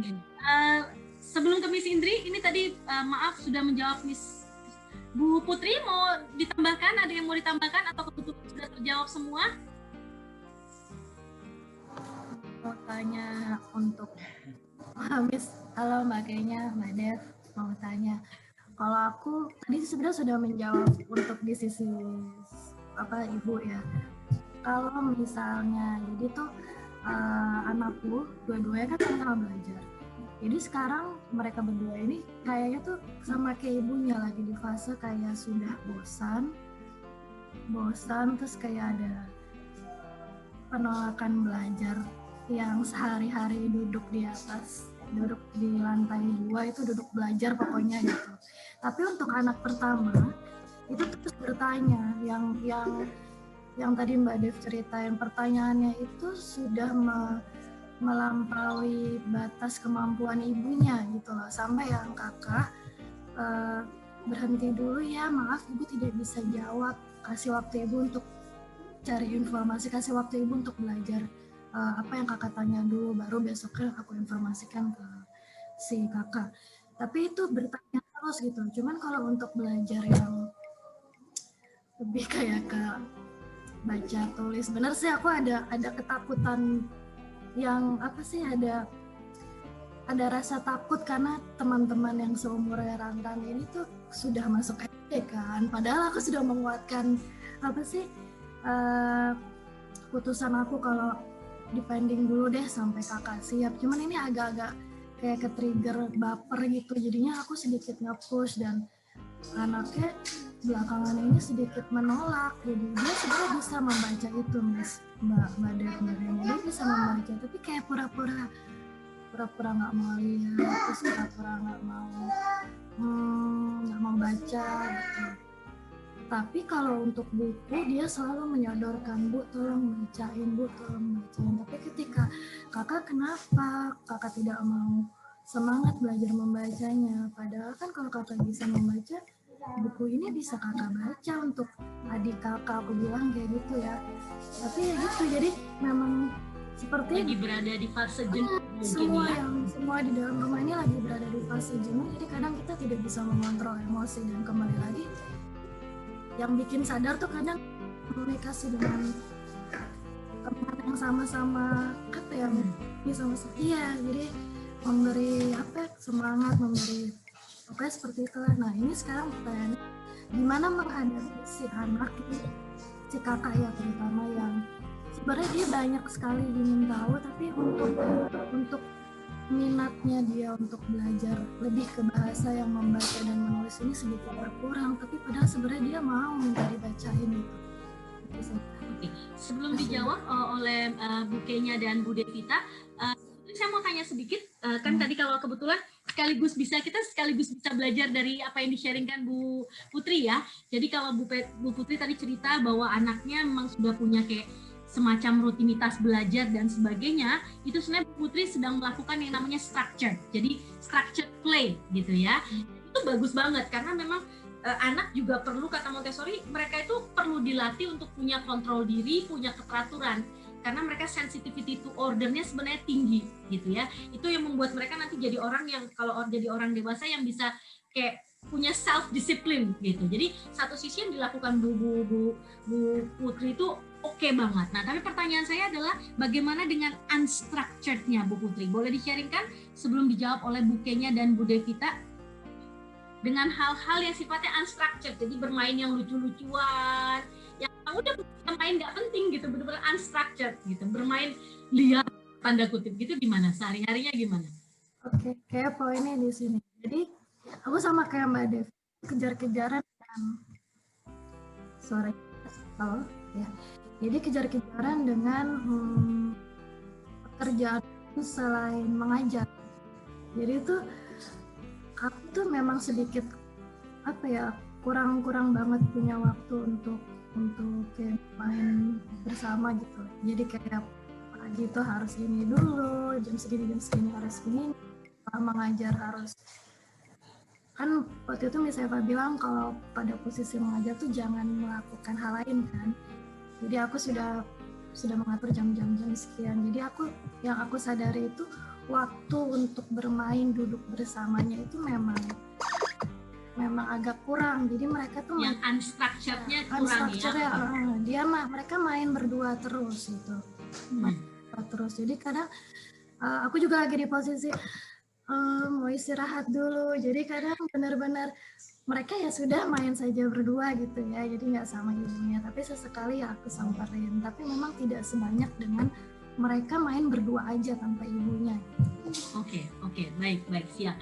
Jadi satu sisi mungkin sudah terjawab, jadi memang mungkin sebelum dilempar ke Bu Devita dan Bu Kenya ya, satu sisi memang balance antara structured sama unstructured itu membantu anak untuk lebih rileks juga dan membantu orang dewasanya juga untuk lebih rileks. Itu satu sisi. Tapi mungkin pertanyaan highlightingnya adalah gimana nih ketika sekarang kata Bu Putri, aduh anaknya lagi di fase stuck, aku juga lagi di fase stuck, lagi pandemi pula. Ada tips nggak nih Bu Devita, Bu Kenya? Jadi ceritanya Bu Putri lagi dalam kondisi tidak sadar nih, bukan di fase yang lagi sadar-sadarnya gitu ya. Oke, silakan Bu Devita, Bu Kenya. Pasti pernah mengalami itu dong. Nah, kira-kira gimana? Enak nih pertanyaannya, Miss Indri, karena pertanyaannya spesifik banget. Aku dulu nih ya. Boleh, silakan.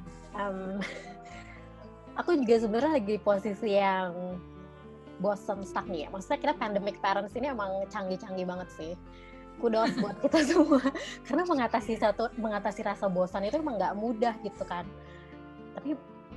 Tapi di satu sisi rasa bosan itu kan juga sebenarnya penting gitu. Dari rasa bosan ini yang aku ngomong buat diri aku sendiri juga sih sebenarnya, karena sebenarnya rasa bosan itu mau ngasih tahu apa sih?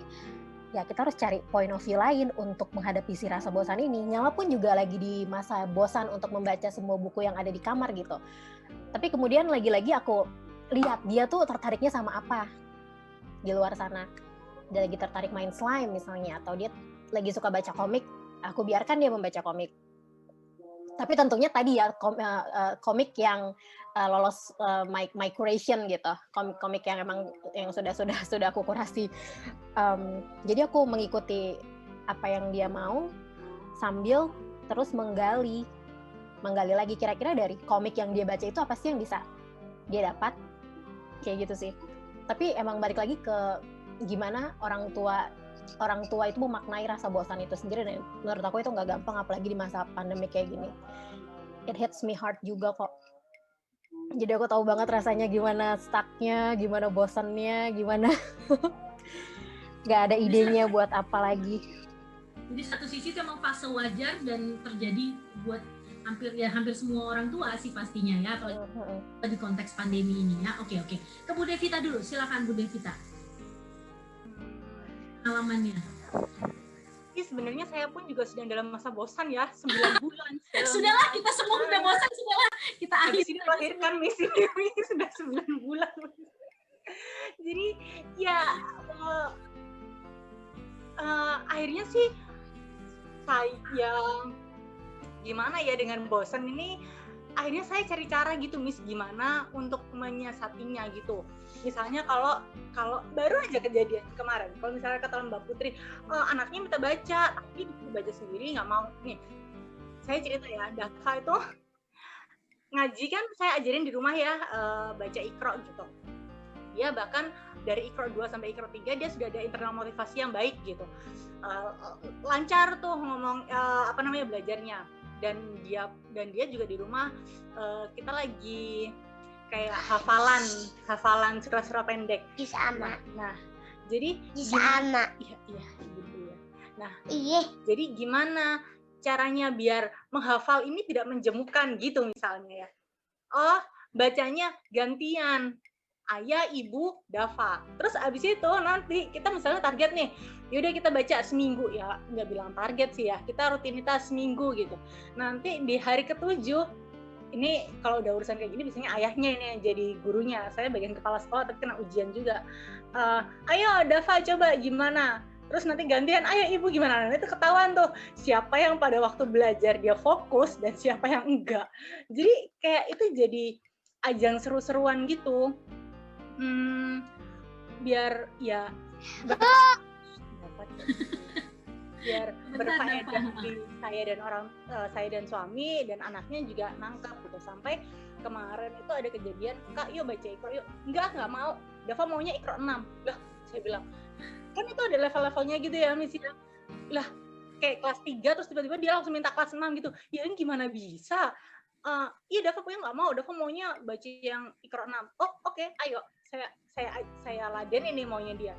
Yaudah ayo baca. Kok panjang-panjang ibu? Nah mulai kan. Ya emang iya begini isinya. Yaudah diikutin. Jadi saya ngajarinnya otodidak pada saat ketika dia baca di Iqra 6 itu. Sampai akhirnya yaudah ibu balik deh ke Iqra 3. Saya mikir ini kalau saya caranya sama kayak yang biasa-biasanya, ini anak pasti akan mundur lagi. Akhirnya saya bilang, Kak, ambil flashcard dong. Jadi saya punya flashcard. Kalau di Montessori itu yang ABC itu apa namanya, Miss? Movable alphabet ya. Nah, ini tuh berupanya huruf hijaiyah. Saya minta aja, Kak, kalau ini terdiri dari huruf apa aja. Nah, dia jadi kayak seru-seruan gitu loh, walaupun dia nggak baca, tapi kan tujuannya dia mengerti ya bentuk hurufnya dan ya segala macamnya itulah kalau kita mau belajar ya di Montessori yang area bahasa itu gitu. Kayak gitu sih Mas, jadi cari cara buat gimana seru biar ya ibunya juga nggak sepanang gitu. Jujur aja kalau ngajarin kayak gitu terus ya saya sepanang, dan akhir-akhir ini itu kami malah lebih tidak banyak kalau yang kegiatan strukturnya Miss, karena ya itu sayanya jenuh terus anaknya juga hahaha gitu ya. Oke mari diadakan saja kita diskusi gitu. Diskusinya tentang apa? Ngobrol apa aja gitu. Saya ngobrol sama ayahnya pernah yang kemarin tentang demo ketenaga kerjaan itu, saya ngomel-ngomel tuh.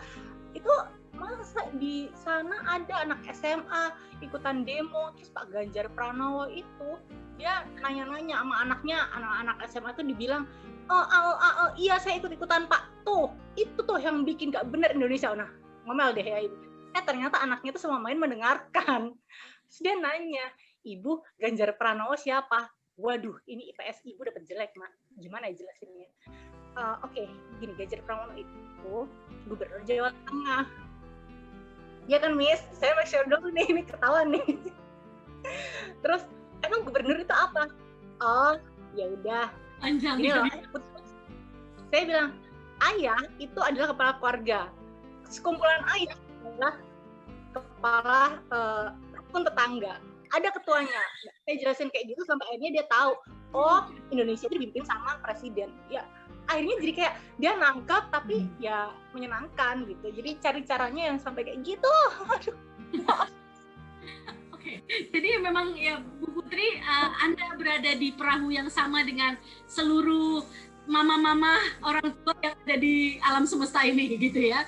Jadi fase jengah dan gitu berada di perahu yang sama. Tapi dari dua cerita tadi memang sepertinya kondisi itu memang normal gitu ya, dan memang memberikan kesempatan untuk kita melakukan sesuatu yang unstructured, itu akan merefresh gitu ya satu sisi ya. Oke, sebelum di Miss Indri makin seru Miss, ada yang tanya. Oke. Ada yang baca Miss? Yes. Ada yang dari chat Miss?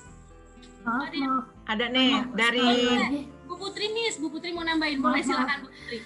Nah, seandainya kan lagi pada misalnya lagi sepaneng ya Miss ya, baik si anak juga nggak mood, si ibu juga ngomel mulu gitu. Boleh nggak sih dari kedisiplinan yang sudah kita atur dari Senin sampai Jumat jam sekian sampai jam sekian sudah dikasih waktu untuk belajar, bisa nggak sih kita udah libur dulu lah, anggap 2 hari gitu. Terus itu nggak apa-apa nggak sih? Atau aku tuh sampai mikir, masa sih harus libur? Nah kan sudah diatur sebegitu baiknya, tapi masa harus diberhentikan cuma gara-gara ibunya nggak sanggup? Aku sempat ya pikiran seperti itu. Jadi itu aja Miss tambahannya. Oke, ini nanti dijawab sama Miss Indri spesifiknya, tapi jawabannya boleh Bu. Ya, jadi liburan itu sebenarnya satu sisi libur dulu, off dulu, itu jadi unstructured, tapi sebenarnya dari unstructured itu nanti bisa jadi structured. Kalau misalnya Bu Putri sepertinya adalah tipe orang tua yang lebih nyaman dengan sesuatu yang sifatnya structured gitu ya. Nanti yang seru-seruan itu bisa jadi structured juga. Contoh tadi Bu Devita kan, tadinya baru cuma ngomongin ngelihat demo, unstructured kemana-mana, tiba-tiba anaknya nanya, gubernur itu apa? Ya udah sama mamanya, ding ding ding ding ding, langsung distructuredkan lagi gitu. Jadi fleksibilitas on off gitu itu hanya Bu Putri yang tahu, hanya kita yang tahu kapan harus structured dan unstructured, tapi yang pasti balance dan boleh. Ya nanti Miss Indri kalau mau nambahin, karena ini poinnya untuk kayak memberikan, maksudnya sebenarnya apa sih yang terjadi dengan diri kita gitu ya Miss Indri ya. Tapi mungkin poin terakhir ya Miss Indri ya.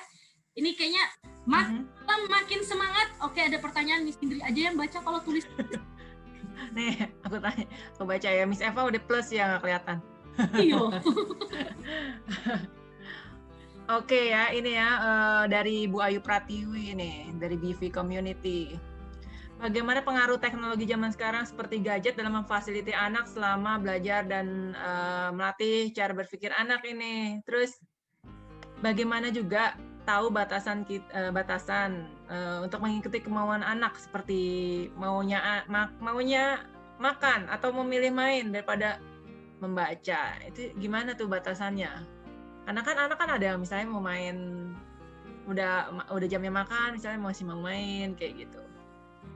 Ayo, siapa mau jawab dulu? Miss Devita atau Bu Kenya? Mbak.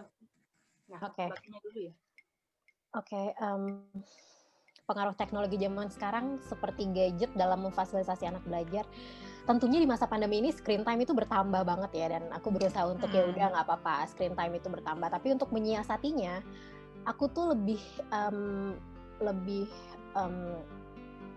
berusaha menggunakannya untuk mencari tahu dan belajar bersama nyala tentang topik-topik yang kita berdua juga pengen tahu gitu. Kan kita bisa belajar dari mana aja dan kapan aja kan. Jadi teknologi dan gadget ini kita gunakan untuk mencari tahu, untuk belajar hal-hal yang sama-sama kayak kita pengen tahu gitu. Kayak misalnya kita pakai Google Earth sering banget untuk cari tahu. Misalnya Nyala tuh suka banget sama Frida Kahlo kan, seorang painter dari Meksiko. Nah, di situ kita cari tahu pakai Google Earth, di mana karena aku juga pengen tahu dan penasaran sama Frida Kahlo ini. Kita mencari tahu lewat Google Earth di mana sih museum Frida Kahlo, di mana sih rumahnya. Dan dari situ bisa berkembang kemana-mana lagi gitu misalnya, atau enggak belajar tentang cara melatih anjing dan yang lain-lainnya. Jadi masih ada, bisa merekatkan bonding dan sekaligus menambah manfaat juga gitu. Jadi nggak yang cuma dibiarkan nonton di luar waktunya yang biasanya gitu. Seperti itu sih. Oke, jadi memang sebagai resource untuk belajar ya, tapi nggak semata-mata harus selalu terus di hadapan screen time seperti itu ya. Oke, thank you. Miss Devita, bagaimana Bu Devita? Saya sih yang beda-beda ya sama Mbak Kenya. Malah kalau saya ini dulu sebelum ada pandemi, Dava ada jatah untuk nonton. Nah, setelah ada pandemi, saya kan mikir ya, waduh pandemi semua Zoom nih, gimana ya? Akhirnya dia terbiasa tidak nonton. Maksudnya yang nonton ya, bukan yang edukasi, yang nonton kayak Cocomelon, terus abis itu Baby Bus, yang begitu-begitu lah ya, PJMS gitu dan segala macamnya itu. Akhirnya saya menstop dia, dan dia udah tahu, oh iya kalau misalkan sekarang screen time adalah untuk Zoom, dia kelas, terus abis itu misalkan dia painting, atau dia main game. Saya kasih tahu di sini, dia main game, ada namanya abca.com gitu. Nah itu gamenya per grade per usia ya, jadi ada dari TK sampai SD gitulah ada. Saya kasih dia, tapi ya dengan batasan waktu tentunya, dan karena dia ini tidak sekolah ya, jadi kan dia tidak menggunakan layar setiap hari gitu. Jadi kalau misalkan dia lagi off ya saya kasih berapa lama gitu. Jadi larinya bukan nonton, tapi larinya seperti game gitulah ya, memecahkan masalah, berhitung segala macam. Tapi dalam apa namanya permainan itu kan untung ya kita sebagai ibu-ibu gitu ya, dia main terus habis itu kamu belajar juga. Nah bebas deh, berkuranglah tugas kita satu untuk mengajak dia belajar gitu. Jadi waktu main game dia kan juga memikir gitu. Jadi ya kalau untuk nonton sih yang sekarang sih kebetulan enggak ya Miss. Ini malah saya akan mulai memberlakukan sih nonton yang kalimatnya bahasa Inggris yang dia bisa belajar gitu loh. Karena kami di rumah tidak menggunakan bahasa ibunya kan bahasa Indonesia ya. Jadi saya ingin menggunakan YouTube gitu untuk belajar bahasa Inggris gitu sih Miss. Kalau yang lainnya Jadi ada porsinya ya, sejak sebelum pandemi pun ada porsinya, pas ketika di pandemi ya itu dikompensasikan dengan jumlah screen time yang udah dia lakukan ya, sehingga akhirnya yang untuk yang rekreasional itu akhirnya jatahnya berkurang, seperti itu ya Bu Devita ya. Nah ini Miss Indri, mungkin kita hanya punya waktu untuk satu pertanyaan lagi. Kalau di saya ini ada pertanyaannya Bu Puput yang dari chat ya Miss Indri ya. Tapi ya, oke, boleh. Dari chat sama satu pertanyaan langsung mungkin silakan sebelum kita menutup sesi ini gitu ya. Silakan satu pertanyaan langsung boleh, dan satu pertanyaan terakhir dari Bu Puput nanti ya. Silakan yang mau langsung tanya. Senangnya adalah karena pertanyaannya spesifik banget. Jadi pertanyaan yang langsung kayak di lapangannya gimana gitu. Silakan ada yang mau versi bertanya langsung. Ini aja pertanyaannya, kalau lagi sepaneng paling ampuh untuk dibukanya, dan Bu Devita paling ampuh obatnya ngapain? Nyuci atau main kayaknya tips singkat. Kalau lagi sepanengnya tombol merahnya dipencet nih sama anak, nah ngapain nih? Kalau saya sih serahin ke ayahnya. Oke, itu satu tips. Udah gitu aja. Itu realistis. Benar. Bisa langsung dieksekusi juga gitu ya. Oke, tipsnya. Bukenya gimana? Kalau aku sih marah gitu. Menurut aku marah itu bukan sesuatu yang harus dihindari atau sesuatu yang buruk gitu. Ketika marah ya marah saja gitu. Di satu sisi itu bisa menunjukkan kan di mana apa luka batin kita yang belum sembuh, atau di mana apa yang belum selesai dari diri kita. Tapi di satu sisi kan marah juga bukan sesuatu yang buruk gitu. Jadi apalagi aku tipenya emang yang pemarah kan, jadi ketika aku marah ya aku marah gitu. Aku juga yang menunjukkan sinyal kalau marah itu adalah sesuatu yang wajar. Kalau kamu pengen marah, marahlah gitu. Tapi aku juga kadang-kadang suka menunjukkan cara marah yang mungkin acceptable gitu loh, Miss. Kayak misalnya aku masuk ke kamar, lalu kemudian aku marah-marahnya di kamar, nggak di depan dia gitu. Selama aku bisa mengeluarkan apa yang ada di dalam sini, lalu aku kembali ke dia dengan marah yang lebih berwibawa gitu. Lebih structured marahnya. Ya, yang seperti itu. Itu kalau misalnya lagi cukup waras. Oke. Jadi tetap memberikan kesempatan diri untuk ya meluapkan emosi juga, karena itu pembelajaran juga buat anak ya. Oke. Yang satu tipsnya lempar ke kubu sebelah, ke ayahnya. Yang satu biarkan aku marah karena ini ajang pembelajaran buat anakku juga. Tapi structure juga satu sisi ya. Oke, terjawab ya mudah-mudahan ya. Pertanyaan terakhir ya Miss, tips marah yang elegan ya Miss. Walah ini malah lanjutan nih, ada yang nanya nih. Tips marah yang elegan, marah yang structured. Nah lo, gimana tuh Miss Indri? Marah yang structured. Yang penting marahnya tidak merugikan diri sendiri dan orang lain ya. Dalam artian juga kita mengkomunikasikan ada hal yang membuat kita marah. Saya marah karena ada situasi tersebut, tapi dengan bukan dalam artian kayak melemparkan kesalahan ke orang lain ataupun menyalahkan ya, karena dalam hal itu ada pihak yang dirugikan, ada orang lain yang dirugikan kayak gitu. Tapi juga tidak memendam diri kita, karena itu yang akan kesulitan yang akan mengalaminya adalah diri kita sendiri. Jadi ya mama marah Kak, misalnya mama marah kalau karena melihat misalnya rumah berantakan, kemudian kan ada solusinya kan ya, seperti itu. Nah, kira-kira apa yang bisa kita lakukan nih seperti ini, kayak gitu. Tapi tentunya memang seperti Bu Kenya pun sendiri ada strategi sendiri ya, jadi bukan berarti tuh marah dilampiasin ke anaknya, tapi dia pun mencoba menurunkan intensitas dengan kemarahan itu dengan dirinya sendiri, dengan mengambil waktu sendiri untuk misalnya tarik nafas, breathing exercise, ataupun coba distract dulu, kemudian ketika jadi lebih tenang disampaikan bahwa ada hal yang tidak sesuai dengan kesepakatan perjanjian ataupun harapannya yang udah dibuat sebelumnya, seperti itu. Jadi memang benar kalau misalnya bukannya bilang bahwa marah itu kan memang ekspresi emosi. Sebenarnya marah itu nggak lebih buruk daripada sedih, daripada bahagia, karena semua ekspresi emosi adalah kaya dan itu semua ada di manusia dan semuanya berhak untuk muncul. Sebenarnya tidak ada represi tertentu karena suatu faktor budaya ataupun peraturan kayak gitu. Tapi memang ada cara, karena ketika marah kan kita itu suatu tanda bahwa ada suatu hal yang tidak di luar harapan kita, ada yang hak-hak kita yang mungkin terlampaui, tidak diperhatikan. Ketika kita sedih, ada hal-hal yang berharga yang hilang dari kita, diambil kayak gitu.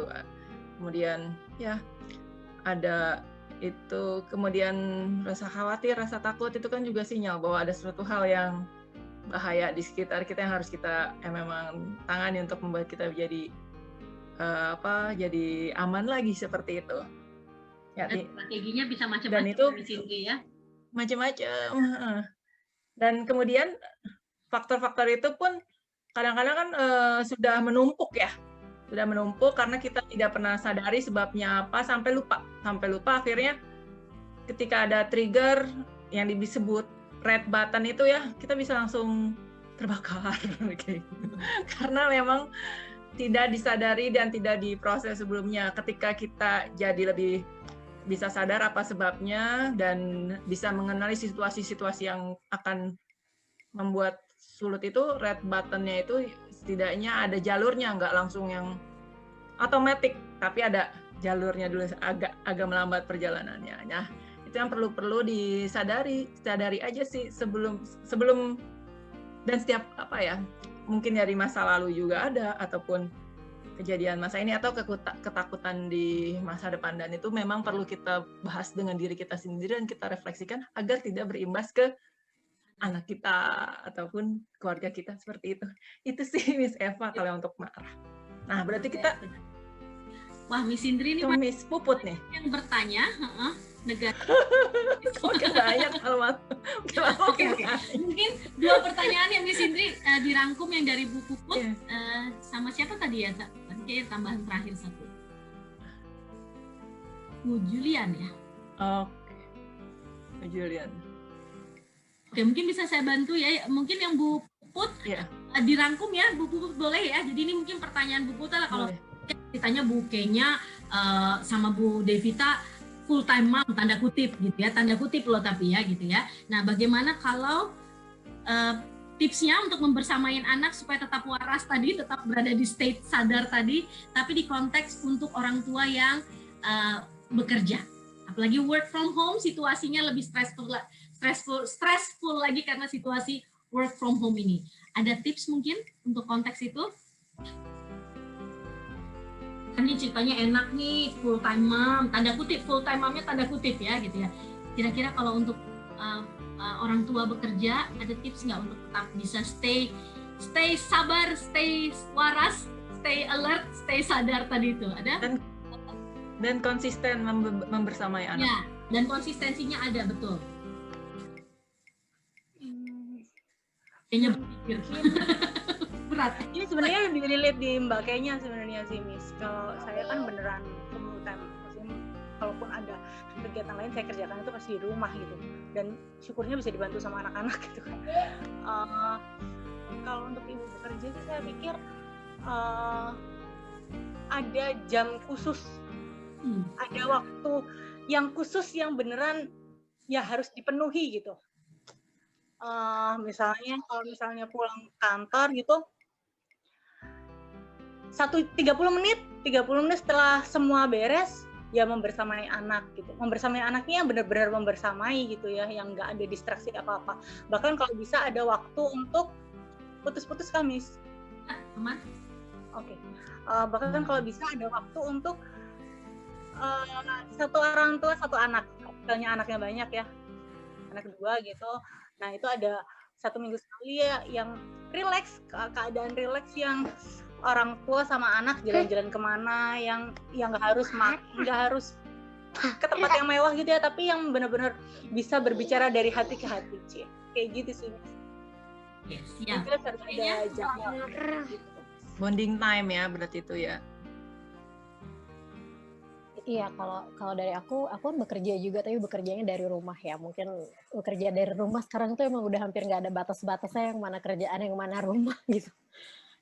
Jadi aku nggak tahu kalau yang bekerjanya di luar rumah, mungkin memang dibikin ritual kali ya. Ritual itu penting banget sih menurut aku, karena dengan ritual anak jadi tahu sebenarnya apa yang diharapkan dari pada satu hari itu gitu. Kayak misalnya every weekend ada acara khusus, atau setiap pagi bangun tidur bacain buku bareng, yang seperti itu, atau ritual-ritual yang entah apa yang bisa dibangun sesuai kondisi keluarga gitu sih. Iya. Nah kalau waktunya udah habis buat udah terlanjur langsung habis pulang kerja buat rutinitas makan, tidur, makan, mandi, atau udah jam 9, anaknya udah mau tidur. Maybe on the weekend. Ya harus kita nyari waktunya. Ya, pada akhirnya curi waktu kan. Iya ya, waktu ya nggak, soalnya itu yang terjadi sama sama diam. Itu terjadi sama suamiku sih. Jadi dia sangat sibuk sekali, tapi ketika dia akhirnya punya waktu untuk bisa bersama Nyala, dia bersama Nyala dengan sepenuh hati gitu. Jadi benar-benar sungguh-sungguh di tengah ya waktu itu ya. Jadi bukan cuma kayak ya lucu-lucuan, tapi sebenarnya mama papanya masih tetap pikirannya kemana dan sibuk mikirin apa-apa ya. Jadi benar-benar sungguh-sungguh hadir, itu tipsnya ya. Oke, mungkin kita tidak pertanyaan terakhir, punten banget tadi kayaknya ada satu pertanyaan lagi ya, karena faktor waktu. Kita akan masuk di penutup sebelum kita undi closing statement dong ya. Kita udah belajar banyak banget hari ini, terutama untuk konteks biar tetap berada di state sadar tadi itu ya. Saya suka banget istilah itu, lebih keren kayaknya, lebih keren pakai istilah sadar daripada pakai istilah mindful. Kayaknya mindful kayaknya terlalu gitu ya, tapi kata sadar itu kayak seneng saya gitu ya. Oke, silakan close. Eling ya, kayak itu kata yang lebih mendarat ketimbang kata mindful. Mindful tuh kayak berat banget gitu. Oke, silakan closing statementnya dari Bu Devita, dari Bu Kenya, dan terakhir closing statementnya dari Miss Indri merangkum. Setelah itu kita akan undi siapa yang beruntung ya, jadi pemenangnya siapa. Silakan, siapa yang mau closing statementnya, mulai dulu. Oke, aku dulu ya. Mungkin closing statement-nya adalah sejatinya belajar itu bukan sesuatu yang harus khusus atau punya waktu spesial, karena belajar itu bisa di mana aja dan kapan aja gitu. Dan di saat bosan pun kita juga masih bisa belajar dan memaknai ulang apa yang sedang terjadi di sekitar kita gitu. Bu Devita? kalau dari saya sebenarnya anak-anak itu adalah guru hidup untuk orang tua. Nah, orang tua itu yang pemberi pengalaman. Nah, lalu pengalaman seperti apa yang ingin saya berikan ke anak-anak dan pengalaman seperti apa yang ingin diingat oleh anak-anak itu sebenarnya adalah pilihannya dari kami sebagai orang tua. Miss Indri, silakan. Saya kalau dengar Oke ya, untuk kayaknya ngomong Miss Indri, saya jadi berasa gue nggak ada apa-apanya gitu ya. Jadi to thumbs up semua mama ya gitu ya. Aduh, ayo silakan Miss Indri. Iya, kalau ini untuk tips untuk semua, baik orang tua ataupun siapapun yang sedang bosan di masa pandemi ini ya, saya juga bosan. Untuk coba menemukan kegiatan-kegiatan yang bisa yang bervariasi, karena itu bosan benar seperti Ibu kayaknya bilang bahwa adalah tanda bahwa kita butuh variasi ya. dan mungkin kalau yang belum ada ide ide yang seru misalnya dan juga bermanfaat bagi diri kita, membuat diri kita jadi lebih senang, bisa punya me time, terus jadi merasa lebih cantik, mungkin ide-ide untuk belajar make up, dandan itu bisa dilakukan. And Seperti itu being ya. silly sekali-sekali. Gitu ya Miss Indri, being silly sekali-sekali itu memberikan refreshment juga buat kita ya. Oke. Padat hari ini ya, walaupun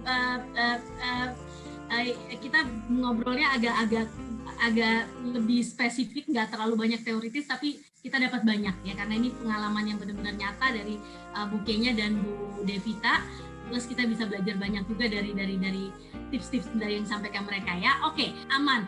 Oke, nah terima kasih banyak untuk narasumber kita. Seperti biasa kita kasih jempol lah ya, goyang-goyang ya. Tetap aja kita dapat asupan ilmu yang luar biasa, yang daging semua ya, apalagi dari dua narasumber kita yang kali ini ya. Terima kasih Bu Kenya, Bu Devita hari ini untuk membersamai kita dengan secara sadar, pakai istilah lagi saya pakai ya. Terima kasih banyak, tetap semangat buat semua mama-mama yang ada di manapun, yang ada di depan saya dan dimanapun. Sebentar lagi akan tahun baru, liburannya hati-hati, tetap sadar ya, jaga protokol kesehatan. Kita ketemu lagi berarti kapan Miss Indri? Tahun depan. Januari ya, kita ketemu lagi dengan semangat baru di Januari ya. Oke, thank you so much Selamat semua. tahun baru. Selamat tahun Terima baru. kasih. Jaga kesehatan. Bye bye. Ketemu